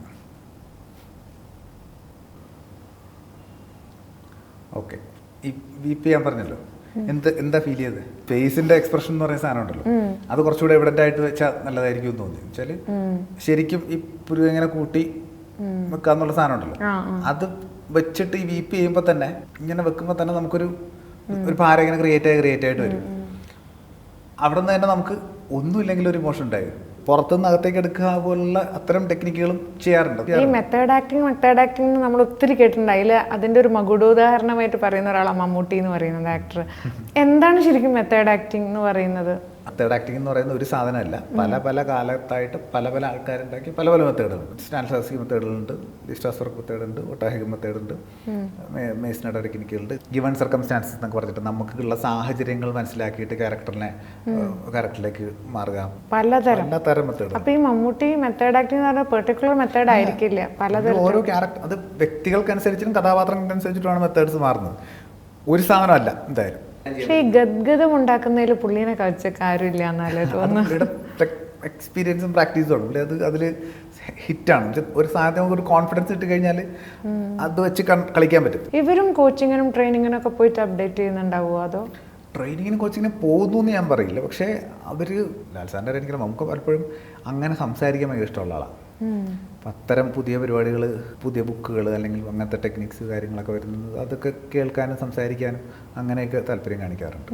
പോൾ മുനിയുടെ അഭിനയശാസ്ത്രം എന്ന് പറയുന്ന ബുക്കിൽ പുള്ളി പറയുന്നുണ്ട്, ആക്ടിങ് ഇസ് ലൈക്ക് സെക്സ് എന്നാണ് അവർ പറയുന്നത്. എന്ന് വെച്ചാൽ നമ്മൾ അതിനെക്കുറിച്ചിട്ട് പറയുകയല്ല വേണ്ടത്, അതിങ്ങനെയാണ് അങ്ങനെയാണ് ഞാൻ അങ്ങനെയല്ല വേണ്ടത്, ചെയ്ത് കാണിക്കുക എന്നുള്ളതാണ് പറയുന്നത്. അപ്പം അങ്ങനെ ഉള്ള ചെറിയ കോട്ട്സ് കിട്ടുമ്പോൾ തന്നെ അതിനെ ഇവർക്ക് എങ്ങനെയാണ് എക്സിക്യൂട്ട് ചെയ്യേണ്ടത്, എന്താണ് അതിൻ്റെ പോയിന്റ് എന്നൊക്കെ ഉള്ളത് മനസ്സിലാവും. അല്ലാണ്ട് നമ്മൾ വായിക്കുമ്പോൾ നമുക്കത് എന്തായി പറഞ്ഞേക്കണമെന്ന് തോന്നും. അഭിനയത്തെ നോക്കിക്കാണുന്ന മലയാളികൾ എപ്പോഴും രണ്ട് ദ്വന്ദ്ങ്ങളെ സൃഷ്ടിച്ചു വെച്ചിട്ടുണ്ട്. ഒന്ന് മോഹൻലാൽ സ്കൂൾ, അല്ലെങ്കിൽ മോഹൻലാൽ ഫാൻസ്, അല്ലെങ്കിൽ മമ്മൂട്ടി ഫാൻസ് എന്ന് പറഞ്ഞിട്ട് ഒരു ആരാധകരുടെ കണ്ണിൽ നിന്ന് അവർ അളന്നു വച്ചിരിക്കുന്ന ഓരോരുത്തരും ഒരു രീതിയിലായിരിക്കും. പക്ഷേ ഒരു ആക്ടിങ് കോച്ചിൻ്റെയോ ട്രെയിനറുടെയോ അത് കാസ്റ്റിംഗ് ഡയറക്ടറുടെയോ കണ്ണിൽ അത് വ്യത്യസ്തമായിട്ടുള്ള കുറച്ചുകൂടി ആഴത്തിലുള്ള ഒരു നിരീക്ഷണമായിരിക്കും. എനിക്ക് തോന്നും ആ രീതിയിൽ ഒരു അക്കാഡമിക്കലായിട്ട് അവരെ സമീപിക്കുമ്പം അവരുടെ ഒരു വ്യത്യസ്തതകളും സ്ട്രെങ്ത്തും ഒന്ന് എങ്ങനെയാണ് പറയുക? ഇതുപോലെയുള്ള രണ്ട് ആക്ടേഴ്സ് പണ്ട് ഷേക്സ്പിയറിയൻ കാലഘട്ടത്തിലും ഉണ്ടായിരുന്നു എന്നാണ് പറയുന്നത്. വെച്ചാൽ ഇതുപോലെ എക്സാമ്പിളായിട്ട് മനസ്സിലാക്കരുത്. ഞാൻ ഒരു ഉദാഹരണം പറയാം. അതായത് അയാൾ ഇപ്പോൾ ഒഥല്ലോ ആയിട്ടോ അല്ലെങ്കിൽ എന്തൊക്കെയായിട്ടെങ്കിൽ അഭിനയിക്കുന്ന രണ്ടുപേരും അങ്ങനത്തെ ആക്ടേഴ്സാണ്. അയാൾ പലപ്പോഴും സ്റ്റേജിലേക്ക് അടുത്ത ബാറിൽ നിന്നായിരിക്കും എടുത്തുകൊണ്ട് വരുന്നത്. എടുത്തുകൊണ്ട് വരുമ്പോൾ ഇയാൾക്ക് ബോധം ഉണ്ടാവില്ല. എടുത്തുകൊണ്ട് ഇവിടെ കൊണ്ട് വെച്ചിട്ട് മേക്കപ്പ് ഇടുന്ന സമയത്ത് ഇയാളുടെ ചെവിയിലിങ്ങനെ ഒഥല്ലോ ഒഥല്ലോ ഒഥല്ലോ എന്നിങ്ങനെ പറഞ്ഞു കൊടുത്തുകൊണ്ടിരിക്കും. വൺസ് ഇയാളെ തള്ളി സ്റ്റേജിലേക്ക് ഇട്ട് കഴിഞ്ഞ് ലൈറ്റ് വീണ് കഴിഞ്ഞാൽ ഇയാൾ പിന്നെ ക്യാരക്ടറാണ്, പിന്നെ അയാൾ അഭിനയിച്ചോളും. മറ്റൊരാൾ ഈ പറഞ്ഞ പോലെ പ്ലേയുടെ ദിവസം വേറെ ആരെയും കാണുകയൊന്നുമില്ല. ആ ദിവസം കൃത്യമായിട്ട് അയാൾ ലൈൻസ് വീണ്ടും റെഫർ ചെയ്യും, കൃത്യമായിട്ട് പഠിച്ചിട്ട് വീണ്ടും പറഞ്ഞു നോക്കി ഒരു ബെഞ്ച് ത്രൂ ഇരുന്ന് റിഹേഴ്സലൊക്കെ പോലെ പറഞ്ഞു നോക്കിയിട്ടൊക്കെയാണ് പ്ലേയിലേക്ക് പോകുന്നത്. അയാളും ആ രണ്ടുപേരും ഏറ്റവും ടോപ്പിൽ നിൽക്കുന്ന ആക്ടേഴ്സ് തന്നെയാണ് ഉള്ളതാണ്. ആദ്യം പറഞ്ഞത് മോഹൻലാൽ, രണ്ടാമത് പറഞ്ഞ മമ്മൂട്ടിനെ ഞങ്ങൾക്ക് സങ്കല്പിക്കാം. ഇത് അവരെ വെച്ച് പറഞ്ഞല്ല എന്ന് പറഞ്ഞിട്ട് മമ്മൂക്ക ചെയ്യുമ്പോൾ ആ ക്യാരക്ടറാണെന്ന് തോന്നുന്നു, ലാലേട്ടൻ ചെയ്യുമ്പോൾ ആ ക്യാരക്ടർ അയാളാണെന്ന് തോന്നുന്നു. ആളുടേതായിട്ടുള്ള ശൈലിയിലേക്ക് ഈ ക്യാരക്ടറിനെ എടുത്തിട്ട് ആളുടെ രീതിയിൽ പെർഫോം ചെയ്യും. നമുക്ക് ചെയ്യുമ്പോൾ അത് ആ ക്യാരക്ടറിൻ്റെ രീതിയിലേക്ക് അയാളുടെ എന്തൊക്കെയാണ് ഫിസിക്കലി മാറ്റങ്ങൾ അത്തരം കാര്യങ്ങളിലേക്ക് പോയിട്ട് സ്ലാങ് ആണെങ്കിലും നടത്തത്തിൻ്റെ കാര്യത്തിലാണെങ്കിലും ഇപ്പം ഏറ്റവും കൂടുതൽ എനിക്ക് തോന്നുന്നു മലയാളത്തിൽ കൈ വീശുന്ന കാര്യത്തിൽ എക്സ്പെരിമെൻ്റ് നടത്തിയിട്ടുള്ള ആൾ, ബോഡി ലാംഗ്വേജിൻ്റെ കാര്യത്തിലൊക്കെ ഭയങ്കര എക്സ്പെരിമെൻറ്റുകൾ നടത്തിയിട്ടുള്ള ആളാണ് മമ്മൂക്ക. ഓഗസ്റ്റ് എന്ന് പറയുന്ന മൂവിയിൽ പുള്ളി കൈ പുറകിൽ വീശിയിട്ടാണ് നടക്കണത്. ഒരു ആക്ടർ കൈ പുറകിൽ വീശുക എന്ന് പറയുമ്പോൾ മൊത്തം ബോഡി ലാംഗ്വേജ് മാറും. നമുക്ക് ഒറ്റ നോട്ടത്തിൽ അത് മനസ്സിലാവില്ല. പക്ഷെ ആ ക്യാരക്ടറും വേറെ ക്യാരക്ടറും എടുത്ത് വെച്ച് നോക്കുമ്പോൾ ആ വ്യത്യാസം മനസ്സിലാവും. ഓരോ നടന്മാർക്കും അല്ലെ നടിമാർക്കും അഭിനേതാക്കൾക്കും ഓരോന്നിൽ ചില എക്സ്ട്രാ പ്ലസ്സുകളുണ്ടാവും, എക്സ്ട്രാ സ്കില്ലുണ്ടാവും. അപ്പം നമ്മൾ ഈ നടന്മാരെയും നടിമാരെയും ഒക്കെ സ്ക്രീനിലൂടെ കണ്ടിട്ടുള്ളൂ. അതിന് പുറകിൽ നിന്നിട്ട് ക്യാമറയുടെ പുറകിൽ നിന്ന് കണ്ട ഒരാൾ എന്നുള്ള നിലയിൽ അങ്ങനെ ഏതെങ്കിലും ഒരു സ്പെഷ്യൽ സ്കില്ലുകൾ ആർക്കെങ്കിലും അങ്ങനെ കൂടുതലായിട്ടുണ്ടായിട്ട് നിരീക്ഷിച്ചിട്ടുണ്ടോ? ലാൽ സാറിന് ഫൈറ്റ് ചെയ്യാൻ ഭയങ്കര ഇഷ്ടമാണ്. ആളത് പഠിച്ചിട്ടുള്ളത് കൊണ്ട് അല്ലെങ്കിൽ ആളത് മുൻപ് അങ്ങനത്തെ ഒരു ചരിത്രം ഉള്ളത് കൊണ്ട് ഫൈറ്റ് എന്ന് പറയുമ്പോൾ ഭയങ്കര ഉത്സാഹമാണ്. അതിൻ്റെ ഗുണം ഫൈറ്റ് ചെയ്യുമ്പോൾ കാണാനുമുണ്ട്. സിനിമയിലെ ഫൈറ്റ് എന്ന് പറയുന്നത് ശരിക്കും പറഞ്ഞാൽ നമ്മൾ ശരിക്കും അടിക്കുന്നതിനേക്കാൾ 10 മടങ്ങ് ബുദ്ധിമുട്ടുള്ള കാര്യമാണ്. എന്ന് വെച്ചാൽ ശരിക്കും അടിക്കുമ്പോൾ നമുക്ക് ഒരാളെ ഒരു തവണ അടിച്ചാൽ മതിയാവും, ഒറ്റയടി അടിച്ചാൽ മതിയല്ലോ. ഈ ഒരു ഒറ്റയടി തന്നെ ചിലപ്പോൾ 3, 4 അല്ലെങ്കിൽ 5, 6 തവണ അടിക്കേണ്ടി വരും. അത് കൊള്ളിക്കാണ്ടടിക്കണം. അപ്പോൾ ഇവിടുത്തെ ടൈമിങ് അവിടുത്തെ ടൈമിങ് എല്ലാം ഓക്കെ ആവണം. ഈ പറഞ്ഞ ബാക്കി ഫോക്കസ് ലൈറ്റ് പരിപാടികളെല്ലാം ഓക്കെ ആവണം. ഇത്ര എല്ലാ കാര്യങ്ങളും ഓക്കെ ആവാൻ ചിലപ്പോൾ ഈ ഒരു ഒറ്റ അടി തന്നെ ഒരു 5, 6, 10 തവണ പോകും. അപ്പോൾ അത്രയും തവണ പിടിച്ച് നിൽക്കാനുള്ള സ്റ്റാമിനയും ടൈമിങ്ങും കാര്യങ്ങളൊക്കെ ഉണ്ടല്ലോ. പിന്നെ ഞാനിത് ചെറിയ ഒരു ഹിറ്റിൻ്റെ കാര്യമാണ് പറഞ്ഞത്, പക്ഷേ ഭയങ്കര കോംപ്ലിക്കേറ്റഡ് ആയിട്ടുള്ള സ്റ്റെപ്സ് ഉണ്ടാവും. അതെല്ലാം 1 2 3 4 5 എന്ന് പറഞ്ഞിട്ട് കാണിച്ചു കൊടുക്കുമ്പോൾ പിക്ക് ചെയ്യാനും ചെയ്ത് കംപ്ലീറ്റ് ചെയ്യാനും ആർക്കും ഒരു ബുദ്ധിമുട്ടുണ്ടാകാണ്ട് തീർക്കുക എന്നൊക്കെ പറയുന്ന പരിപാടി സ്കില്ല് തന്നെയാണ്. 15 ബ്രദേഴ്സ് എന്ന് പറഞ്ഞ മൂവിയിൽ ലാൽ സാർ ഒരു കാര്യം ഞാൻ പറഞ്ഞിട്ടുള്ളതെന്ന് വെച്ചാൽ ഒരു പൊസിഷൻ ക്യാമറ കൊടുത്തു. അപ്പോൾ വണ്ടി വന്ന് നിൽക്കണം അവിടെ. വണ്ടി പോയി സാറ് വണ്ടിയിലേക്ക് പോയി കഴിഞ്ഞ് കുറച്ച് കഴിഞ്ഞപ്പോൾ ഇവർ ചെറിയ എന്തോ ഒരു അഡ്ജസ്റ്റ്മെൻറ്റ് എന്ന് വെച്ചിട്ട് പൊസിഷൻ ഒന്ന് മാറ്റി വെച്ചു. പക്ഷേ ഇത് അവിടെ ഇൻഫോം ചെയ്തിട്ടില്ല. പക്ഷേ വണ്ടി കറക്റ്റായിട്ട് ഈ മാറ്റി വെച്ച പൊസിഷനിൽ തന്നെ വന്നു തന്നു. ഇതിന് കാരണം എന്ന് വെച്ചാൽ ആൾക്ക് അവിടെ നിന്ന് കാണാം ഇതെവിടെയാണ് ഇരിക്കുന്നത് എന്നുള്ളത്. ആ മാർക്ക് അവിടെ ആണെങ്കിലും ക്യാമറ ഇവിടെ നിന്ന് മാറി എന്നുള്ളത് സെൻസ് ചെയ്തിട്ട് കൃത്യമായിട്ട് വന്നു നിന്നു. മറ്റ് ആർട്ട് ഇൻഡസ്ട്രിയുമായിട്ടൊക്കെ കമ്പയർ ചെയ്യുമ്പോൾ എപ്പോഴും സിനിമയ്ക്കുള്ള ഒരു എഡ്ജ് എന്ന് പറയുന്നത് എല്ലാവിധ കലകളും സംഗമിക്കുന്ന ഒരു സ്ഥലം എന്നുള്ളത് തന്നെയാണല്ലോ. ഇപ്പം എനിക്ക് നിങ്ങളിപ്പോൾ ഈ അഭിനയത്തിനെ പറ്റി പറഞ്ഞ് കേൾക്കുമ്പോൾ തോന്നുന്നത് അഭിനയം എന്ന് പറയുന്നത്, അല്ലെങ്കിൽ ഒരു നടൻ നടി എന്ന് പറയുന്നത് അഭിനയിക്കുക എന്നുള്ളത് മാത്രമല്ല, പകരം എല്ലാവിധ സ്കില്ലുകളും അല്ലേ അക്വയർ ചെയ്തിട്ടുള്ള ശരിക്കും ജീനിയസ് ആയിരിക്കും അല്ലേ. ഒരു ചെറിയ സോഫ്റ്റ് സ്കിൽസ് ഉണ്ടല്ലോ. ഇപ്പോൾ നമ്മൾ മറ്റേ പെന്ന് വെച്ചിട്ട് ഇങ്ങനെ കറക്കുക എന്നൊക്കെ പറയുന്ന സ്കില്ലുണ്ടല്ലോ, അതൊക്കെ വേണ്ടി വരും പലപ്പോഴും. കൈയുടെ ഇത്തരം മൂവ്മെൻറ്റ്സുകളൊക്കെ ഉണ്ടല്ലോ, ഇതൊക്കെ നമ്മൾ ഫേസ് ഒന്നും ഇല്ലെങ്കിൽ പോലും ഈ കൈയുടെ മാത്രം ക്ലോസ് വെച്ചാൽ പോലും ഇമോഷൻ കമ്മ്യൂണിക്കേറ്റ് ആവണമെന്ന് പറയാം. ഈ ആനിക്ക് മോനെ സ്നേഹിക്കുന്ന പോലെ മാഗിക്ക് എന്നെ സ്നേഹിക്കാൻ പറ്റുമോ എന്ന് ചോദിക്കുമ്പോൾ കൈകൊണ്ട് വിരലുകൊണ്ട് മോഹൻലാല് കളിക്കുന്നുണ്ടല്ലോ. അത് ആ സമയത്ത് സന്ദർഭോചിതമായിട്ട് വരുന്ന പക്ഷേ അത് അതിൽ ആക്ടറിന് ക്ലാരിറ്റി ഉണ്ടാവും. എന്ത് ചെയ്യാം എന്നുള്ളത് ഒരാലോചന പോവും, ഉറപ്പായിട്ട് പോവും. നമ്മൾ ഈ താഴേക്ക് നോക്കിയിട്ട് ഒന്ന് ബ്രീത്ത് എടുത്ത് വിടുന്നതായിരിക്കും നല്ലത് എന്നുള്ളത് നമ്മൾ ചിലപ്പോൾ നേരത്തെ ആലോചിക്കും. ഇപ്പം ഞാനിപ്പോൾ ചാരി ഇരുന്നിട്ട് ഡയലോഗ് പറയാം, ഇടയ്ക്ക് എനിക്ക് ഫ്രണ്ടിലേക്ക് വന്നിട്ട് പറയണം, ഞാൻ ഫ്രണ്ടിലേക്ക് വന്നാൽ ഫോക്കസ് ഔട്ട് ആവുമോ? അത് അവിടെ ഒന്ന് ആദ്യമേ പറയണമല്ലോ. അപ്പോൾ അതിന് എനിക്കൊരു ഐഡിയ ആദ്യമേ ഉണ്ടാവണം, ഞാൻ ഈ പോയിന്റിൽ മുന്നിലേക്ക് വരും എന്നുള്ളത്. ചേട്ടാ ഞാൻ ഈ പോയിന്റിൽ ഞാൻ ഫ്രണ്ടിലേക്ക് വരും, ഫോക്കസ് ഔട്ട് ആവുമോ എന്നുള്ളത് നോക്കിയിട്ടൊന്ന് ക്യാമറ വെച്ചോളൂ എന്ന് പറയും. ഈ കൈയിനെ പറ്റി നമ്മൾ പറഞ്ഞല്ലോ. പൊതുവേ ആദ്യമായിട്ട് അഭിനയിക്കാൻ വരുന്ന ആളുകളെ സംബന്ധിച്ച്, ഞാൻ സ്കിൽഡ് ആയിട്ടുള്ള ആളുകളെ കുറിച്ചല്ല പറയുന്നത്, അല്ലാത്ത ആളുകളെ സംബന്ധിച്ച് ഏറ്റവും അധികം അവർക്ക് ഒരു ബുദ്ധിമുട്ടുള്ളൊരു സംഗതി എന്ന് പറയുന്നത് ഈ കൈ എന്ത് ചെയ്യും എന്നുള്ള.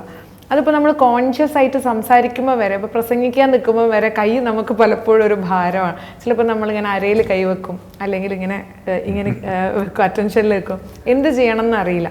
ആക്ടിങ് കോച്ച് എന്നുള്ള നിലയിൽ ആദ്യമായിട്ട് ഒരാളെ ട്രെയിൻ ചെയ്യുമ്പം ഈ കൈയാണോ നിങ്ങൾ ആദ്യം ശ്രദ്ധിക്കേണ്ട? വർക്ക്ഷോപ്പ് തുടങ്ങുമ്പോൾ ഞാൻ ആദ്യം പറയുന്ന 3 കാര്യങ്ങളാണ്. ഒന്ന്, കൈ മുന്നിലോ പിന്നിലോ കെട്ടി നിൽക്കാനോ പോക്കറ്റിലോ വിട്ട് നിൽക്കാനോ പാടില്ല, കൈയെ ഫ്രീ ആയിട്ട് വിട്ടോളൂ. അതെന്താണ് ചെയ്യുന്നതെന്ന് വെച്ചാൽ ചെയ്തോട്ടെ. പിന്നെ 2ാമത്തെ ദിവസം വരുമ്പോഴത്തേക്ക് ഇവർ കൈ കെട്ടില്ല. പലപ്പോഴും വർക്ക്ഷോപ്പ് കഴിഞ്ഞ് പോയിട്ട് ഇവർ പറയാറുണ്ട്, പലപ്പോഴും നോർമലി അവർ കൈ കെട്ടാൻ പോകുമ്പോൾ തന്നെ പിന്നീട് കൈ കെട്ടാറില്ല. എന്ന് വെച്ചാൽ ഒരു 100 പേരുണ്ടെങ്കിൽ പോലും ഞാൻ കാര്യം കൈ കെട്ടുന്ന സമയത്ത് കൈ എന്ന് പറയും. അപ്പോൾ പിന്നെ അത് അങ്ങോട്ടും ഇങ്ങോട്ടും തന്നെ പറഞ്ഞിട്ട് വെറുതെ ഇടുമ്പോൾ അത് വെറുതെ നിൽക്കില്ലല്ലോ, പിന്നെ അത് മൂവ് ചെയ്ത് തുടങ്ങും. റിയൽ ലൈഫിലാണെങ്കിലും നമുക്ക് ഈ കൈ എങ്ങനെ ഉപയോഗിക്കണമെന്നൊക്കെയുള്ള ബുദ്ധിമുട്ട്, അല്ലെങ്കിൽ അഭിനയിക്കുന്ന സമയത്ത് ഈ കൈയുടെ ഇതൊക്കെ വരുന്നത് നമ്മൾ അവിടെ ഭയങ്കരമായിട്ട് കോൺഷ്യസ് ആകുന്നതുകൊണ്ടും ടെൻസ്ഡ് ആകുന്നതുകൊണ്ടാണ്. ഒരാൾ ടെൻഷനായിരിക്കുന്ന സമയത്ത് ചിലപ്പോൾ ഇങ്ങനെ കൈ മൂവ് ചെയ്തേക്കാം. ഇത് ഇയാളുടെ ക്യാരക്ടർ കുറച്ച് അത്തരം സഫിസ്റ്റിക്കേറ്റഡ് ആയിട്ടുള്ളൊരു അത്തരം ക്യാരക്ടറാണെങ്കിൽ ഓക്കെ, അയാൾ കൊടുക്കുന്ന ടെൻഷൻ ആകുമ്പോൾ കൊടുക്കുന്ന ഒരു ജസ്റ്റർ ഇങ്ങനെ കൊടുക്കാം. പക്ഷേ അങ്ങനത്തെ ഒരാളല്ലെങ്കിൽ ചിലപ്പോൾ ഈ ചെയറിലിരിക്കുന്ന സമയത്ത് അയാൾ ടെൻഷൻ ആയിരിക്കുമ്പോൾ അയാൾ കൊടുക്കുന്ന ഈ ചെറിയൊരു ജസ്റ്റർ ആയിരിക്കും, ഇങ്ങനെ ഭയങ്കര മിനിമൽ പരിപാടിയായിരിക്കും. ചില ആൾക്കാർ ഇവിടെ ഇങ്ങനെ എന്തെങ്കിലും സാധനങ്ങളായിരിക്കും ചെയ്യാൻ. 3 ക്യാരക്ടറാണ്. ഇപ്പം 20 എന്ന് പറയുന്ന മൂവിയിൽ സർ മറ്റേ ആ കൈയുടെ ഉള്ളിൽ വെള്ള തൂവാല പിടിക്കുക എന്ന് പറയുന്ന സാധനമുണ്ട്. ഈ കൈയുടെ ഉള്ളിൽ വിയർക്കുക എന്ന് പറയുന്നത് നമ്മൾ അങ്ങനത്തെ ഒരു അത്രയും പ്രഷർ വരുന്ന സിറ്റുവേഷനിൽ, ടെൻഷൻ വരുന്ന സിറ്റുവേഷനിൽ വരുന്ന സാധനമാണ്. അതുകൊണ്ടാണ് ആ സാധനം ഇങ്ങനെ റിപ്പീറ്റായിട്ട് ചെയ്യുക എന്ന് പറയുന്നത്. അപ്പോൾ അത് ആ ക്യാരക്ടറിനെ അങ്ങനെ ഒരാൾ എന്നുള്ളത് മനസ്സിലാക്കിയിട്ട് ചെയ്യുന്ന. അപ്പോൾ ഓരോ ക്യാരക്ടറിനും ഓരോ സിറ്റുവേഷനിലും അത് എന്ത് ഇമോഷൻ ആണെങ്കിലും എന്ത് എക്സ്പ്രഷൻ ആണെങ്കിലും എക്സ്പ്രസ് ചെയ്യുന്ന രീതി തന്നെ വേറെ ആയിരിക്കും. ഇപ്പോൾ വൺസ് നമ്മൾ ലൊക്കേഷനിലേക്ക് എത്തിക്കഴിഞ്ഞാൽ ഇപ്പോൾ ഓരോ വ്യക്തികൾക്കും ഓരോ ബലഹീനതകളും ഉണ്ടാവുമല്ലോ. ഇപ്പം ഞാൻ അഭിനയിക്കണമെന്നും പോകുന്നില്ല, പക്ഷെ എങ്കിലും ഇനിയിപ്പോൾ സപ്പോസ് അഭിനയിക്കുകയാണെങ്കിൽ എനിക്ക് ഏറ്റവും കൂടുതൽ ഞാൻ നേരിടുന്ന വെല്ലുവിളി ചിരീനെ കൺട്രോൾ ചെയ്യുക എന്നുള്ളതായിരിക്കും. ലൊക്കേഷനിൽ ഇത്തരം ഇഷ്യൂസ് ഉള്ള ആളുകൾ ഉണ്ടാവുമല്ലോ, നിരീക്ഷിച്ചിട്ടുണ്ടോ? ചിരി പ്രശ്നമുള്ള ഭയങ്കര ഫേമസ് ആയിട്ടുള്ള ഒരു എക്സാമ്പിൾ തന്നെയുണ്ട് നിവിൻ പോളി. അത് ഭയങ്കര പെട്ടെന്ന് ചിരിച്ചു കഴിഞ്ഞാൽ കുറേ അധികം ചിരി കൺട്രോൾ ചെയ്യാൻ പറ്റില്ല. പ്രൊഫഷണൽ സ്പേസിൽ ഇപ്പോൾ ആദ്യമായിട്ടൊക്കെ പോയി ചെയ്യുന്ന സമയത്ത് നമ്മൾ ചിരിച്ചുകൊണ്ട് നിൽക്കുക എന്ന് പറഞ്ഞു കഴിഞ്ഞാൽ ചിലപ്പോൾ എല്ലാവരും ആ ഒരു ലൈറ്റായിട്ട് എടുക്കണമെന്നില്ല. അൺകംഫർട്ട് എന്ന് പറഞ്ഞ പ്രശ്നം ഒരുവിധം ഭാവങ്ങൾക്കൊന്നും ഉണ്ടാവില്ല, പക്ഷെ ശൃംഗാരം വരുമ്പം ഒരു അൺകംഫർട്ട് ഫീല് വരും. അതുപോലെ ഇൻറ്റിമസി സീൻസ് അഭിനയിക്കുമ്പം കിസ്സിങ് സീൻസ് അഭിനയിക്കുമ്പം ലൈംഗിക രംഗങ്ങൾ അഭിനയിക്കുമ്പോഴൊക്കെ പൊതുവേ മലയാള സിനിമയിൽ അതിൽ വല്ലാണ്ട് വളരെ സട്ടിലായിട്ടേ കാണിക്കാറുള്ളൂ. എന്തായാലും പഴയ കൊട വെച്ച് മറിക്കുന്നതെന്ന് മെച്ചപ്പെട്ടിട്ടുണ്ട്. പക്ഷെ എങ്കിലും നമ്മൾ പൊതുവേ നമ്മുടെ ഒരു സിനിമ കൾച്ചറിൽ കുറവാണത്. പക്ഷെ എങ്കിലും ഇപ്പം പലരും അത് വളരെ ധൈര്യപൂർവ്വം വളരെ പ്രൊഫഷണലായിട്ടും അതിനെ ടേക്കപ്പ് ചെയ്യുന്നുണ്ട്. അത്തരം കാര്യങ്ങൾക്ക് വേണ്ടിയിട്ടൊരു പ്രത്യേക പ്രിപ്പറേഷൻ എടുക്കേണ്ടതുണ്ടോ, അത് കൊടുക്കാറുണ്ടോ?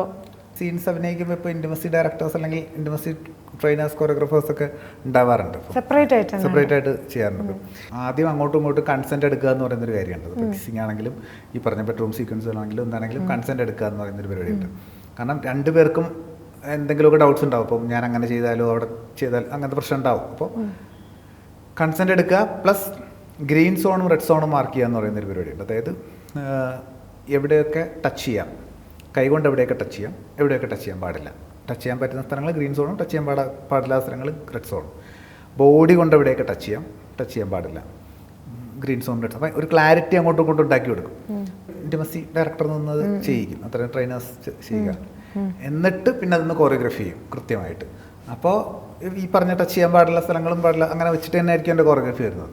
അപ്പോൾ രണ്ടുപേരും കംഫർട്ടബിളാണ്. വേറെ പിന്നെ പുറത്തുള്ള കാര്യങ്ങളൊന്നും ആക്ടേഴ്സിനെ സംബന്ധിച്ചിടത്തോളം പ്രശ്നമേ ഇല്ല. അവർ വൺസ് ഇന്നായി കഴിഞ്ഞ് കഴിഞ്ഞാൽ അതൊന്നും വരും. ഈ ആക്ടിങ്ങിൽ പ്രതിഭാസങ്ങൾ ഉണ്ടാവുമല്ലോ, അത് അപൂർവമായിട്ട് സംഭവിക്കുന്നത് നമ്മുടെ. അങ്ങനെ നോക്കുമ്പം ഇന്ത്യയിൽ തന്നെ മൊത്തം വെച്ച് നോക്കുമ്പം ഏറ്റവും വലിയ പ്രതിഭാസങ്ങളായിട്ടുള്ള ആക്ടേഴ്സായിട്ട് ഷാരൺ പേഴ്സണലി ഐഡൻറ്റിഫൈ ചെയ്ത് ആളുകളെ പേര് പറയാൻ പറ്റുമോ? KPC ലളിത ചേച്ചി ക്യാരക്ടേഴ്സ് ചെയ്യുന്ന സമയത്ത് ഞാൻ കൂടെ അഭിനയിച്ചിട്ടും കൂടെ ഉള്ളതാണ്. നമുക്ക് അഭിനയിക്കുമ്പം എപ്പോഴും നമ്മൾ കണ്ടിട്ടുള്ള എല്ലാ ക്യാരക്ടേഴ്സിലും ചേച്ചി അത് അവരല്ലാണ്ട് വേറൊരാളെ നമുക്ക് കാണാൻ പറ്റില്ല, ക്യാരക്ടറിനല്ലാണ്ട് കാണാൻ പറ്റില്ല എന്ന് പറയുന്ന പോലെ അങ്ങ് ഇന്നാവുമല്ലോ ക്യാരക്ടറിൽ. നെടുപിടി വേണു നമ്മളൊരു ഷോ വർക്ക് ചെയ്യുന്ന സമയത്ത് പുള്ളി ഒരു പാട്ട് പാടുന്നൊരു സീക്വൻസ് ഉണ്ട്. പാട്ട് പാടുക എന്ന് പറഞ്ഞാൽ പാട്ട് പാടുമ്പോൾ നമ്മൾ ഏതൊക്കെ രീതിയിൽ കൈയെടുത്ത് പാടി പോവുക എന്ന് പറയുന്ന സംഗതി ഉണ്ടല്ലോ. പാട്ട് പറഞ്ഞാൽ പ്ലസ് ഉണ്ട്, ബാക്കി പുള്ളി പെർഫോം ചെയ്യുക.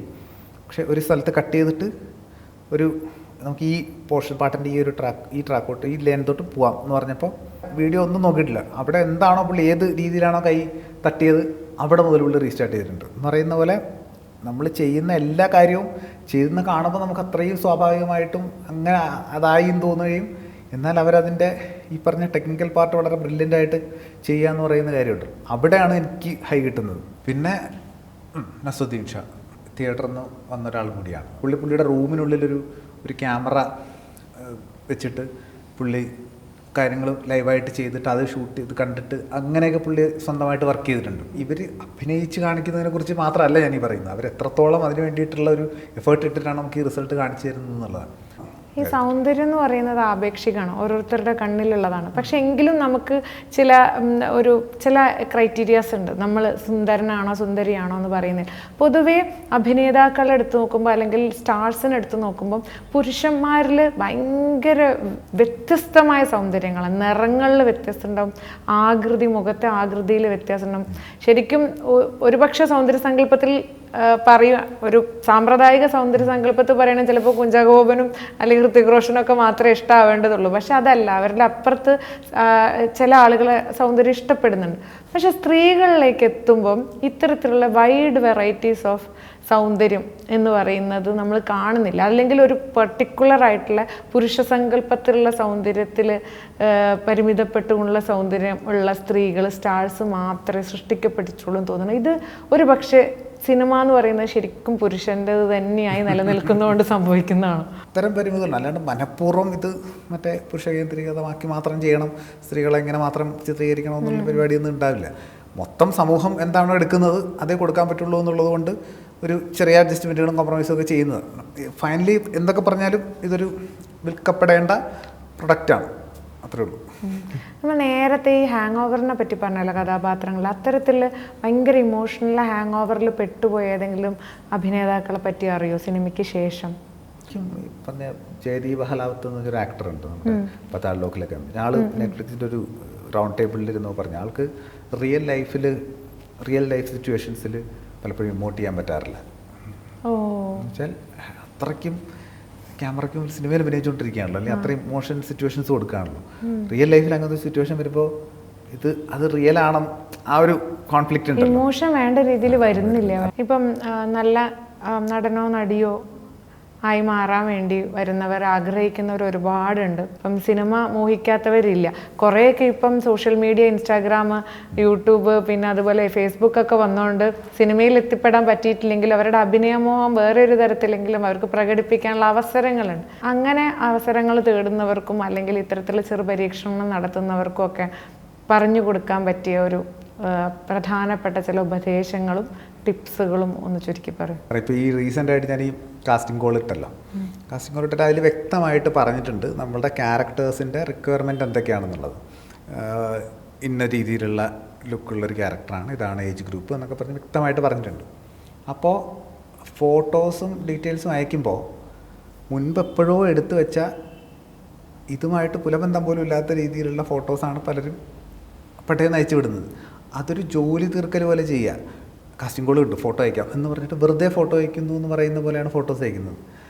നിങ്ങൾ ഇന്ന് തന്നെ അയക്കണമെന്നില്ല, നാളെ അയച്ചാലും മതി. പക്ഷേ അതിന് വേണ്ടിയിട്ട് ആ ക്യാരക്ടർ എന്താണെന്ന് മനസ്സിലാക്കിയിട്ട് ആ ക്യാരക്ടറിൻ്റെ ലുക്കിലുള്ളൊരു ഫോട്ടോ എടുത്ത് 1-2 ഫോട്ടോസ് എടുത്ത് അയക്കുകയോ, അല്ലെങ്കിൽ ഒരു ഇൻട്രോ വീഡിയോ എന്ന് പറയുമ്പോൾ അങ്ങനെ ഒരു ലുക്കിലൊരു സാധനം എന്തെങ്കിലും അയച്ചു കഴിഞ്ഞാൽ നമുക്ക് ഓക്കെ പെട്ടെന്ന് റിലേറ്റ് ചെയ്യാൻ പറ്റും. ഇല്ലെങ്കിൽ നമ്മൾ രണ്ടാമത് വീണ്ടും ഇങ്ങനൊരു ഫോട്ടോ അയക്കൂ എന്ന് പറഞ്ഞിട്ട് പിന്നെ 10,000-3000 മെയിലുകൾ വരുന്നതിനിടയിൽ നമ്മൾ ഇതിനൊക്കെ വേണ്ടിയിട്ട് മെനക്കെടണമെന്നില്ല. ഞാൻ എപ്പോഴും പറയാറുള്ളത്, നിങ്ങൾ പെർഫോമൻസ് വീഡിയോ അയക്കുമ്പോൾ ഒരു ഇമോഷണൽ സ്വിച്ച് ഉണ്ടാവണം. ഒരു ഇമോഷനിൽ നിന്ന് വേറെ ഇമോഷനിലേക്ക് ചേഞ്ച് ചെയ്യുക എന്ന് പറയുന്നൊരു സാധനം ഉണ്ടെങ്കിൽ നിങ്ങളുടെ ആക്ടർ എത്രത്തോളം രസമായിട്ടാണ് ഒരു ഇമോഷനിൽ നിന്ന് മറ്റേലേക്ക് ചേഞ്ച് ചെയ്യുന്നതെന്നുള്ളത് മനസ്സിലാവും. അപ്പോൾ നമ്മൾ നിങ്ങളുടെ കപ്പാസിറ്റി മനസ്സിലാവുകയും ചൂസ് ചെയ്യാനോ ഷോർട്ട് ലിസ്റ്റ് ചെയ്യാനുള്ള സാധ്യത കൂടുകയും ചെയ്യും. ഇപ്പോൾ നിലവിൽ ഇപ്പോൾ സിനിമയിലേക്ക് വരാൻ തയ്യാറായി നിൽക്കുന്നവർ വീട്ടിലിരുന്ന് ചെയ്യേണ്ട കുറച്ച് കാര്യങ്ങളെന്ന് പറഞ്ഞിട്ട് അങ്ങനെ എന്തെങ്കിലും ഉണ്ടോ?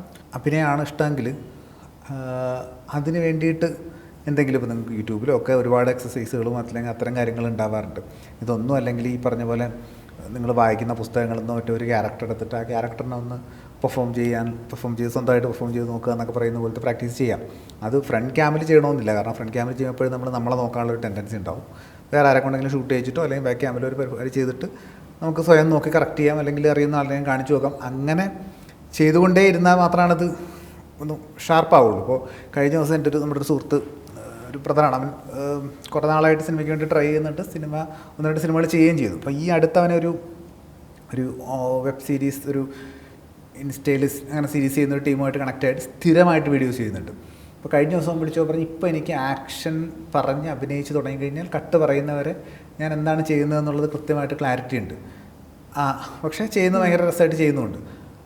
ആ പോയിന്റിലേക്ക് എത്തുക എന്ന് പറയുന്നുണ്ടല്ലോ, അത് ആണ് ആദ്യത്തെ സ്റ്റേജ്. അത് എത്തിക്കഴിഞ്ഞാൽ നമുക്ക് ധൈര്യമായിട്ട് നമുക്ക് ഓക്കെ സിനിമയിലേക്ക് എന്ന് പറഞ്ഞിട്ട് മൂവ് ചെയ്യാം. അഭിനയമായിട്ട് ബന്ധപ്പെട്ട് ഒരുവിധം ഏരിയകളൊക്കെ കവർ ചെയ്തു എന്നാണ് ഞാൻ വിശ്വസിക്കുന്നത്. ആദ്യമായിട്ടാണ് എനിക്ക് തോന്നുന്നൊരു ഇത്രയും ലോങ് ഇൻ്റർവ്യൂ കൊടുക്കുന്നത്. എനിക്ക് പറഞ്ഞ പോലെ ഒരു വർക്ക്ഷോപ്പിൻ്റെ ക്ലാസ് എടുത്ത പോലുള്ളൊരു ഫീൽ ഉണ്ട്. അപ്പോൾ കേൾക്കുന്നവർക്കും ഒരു വർക്ക്ഷോപ്പ് അറ്റൻഡ് ചെയ്തതുള്ളൊരു ഫീൽ ഉണ്ടാവുമെന്ന് പ്രതീക്ഷിക്കുന്നു. എന്തായാലും വളരെ സന്തോഷം. Thank you.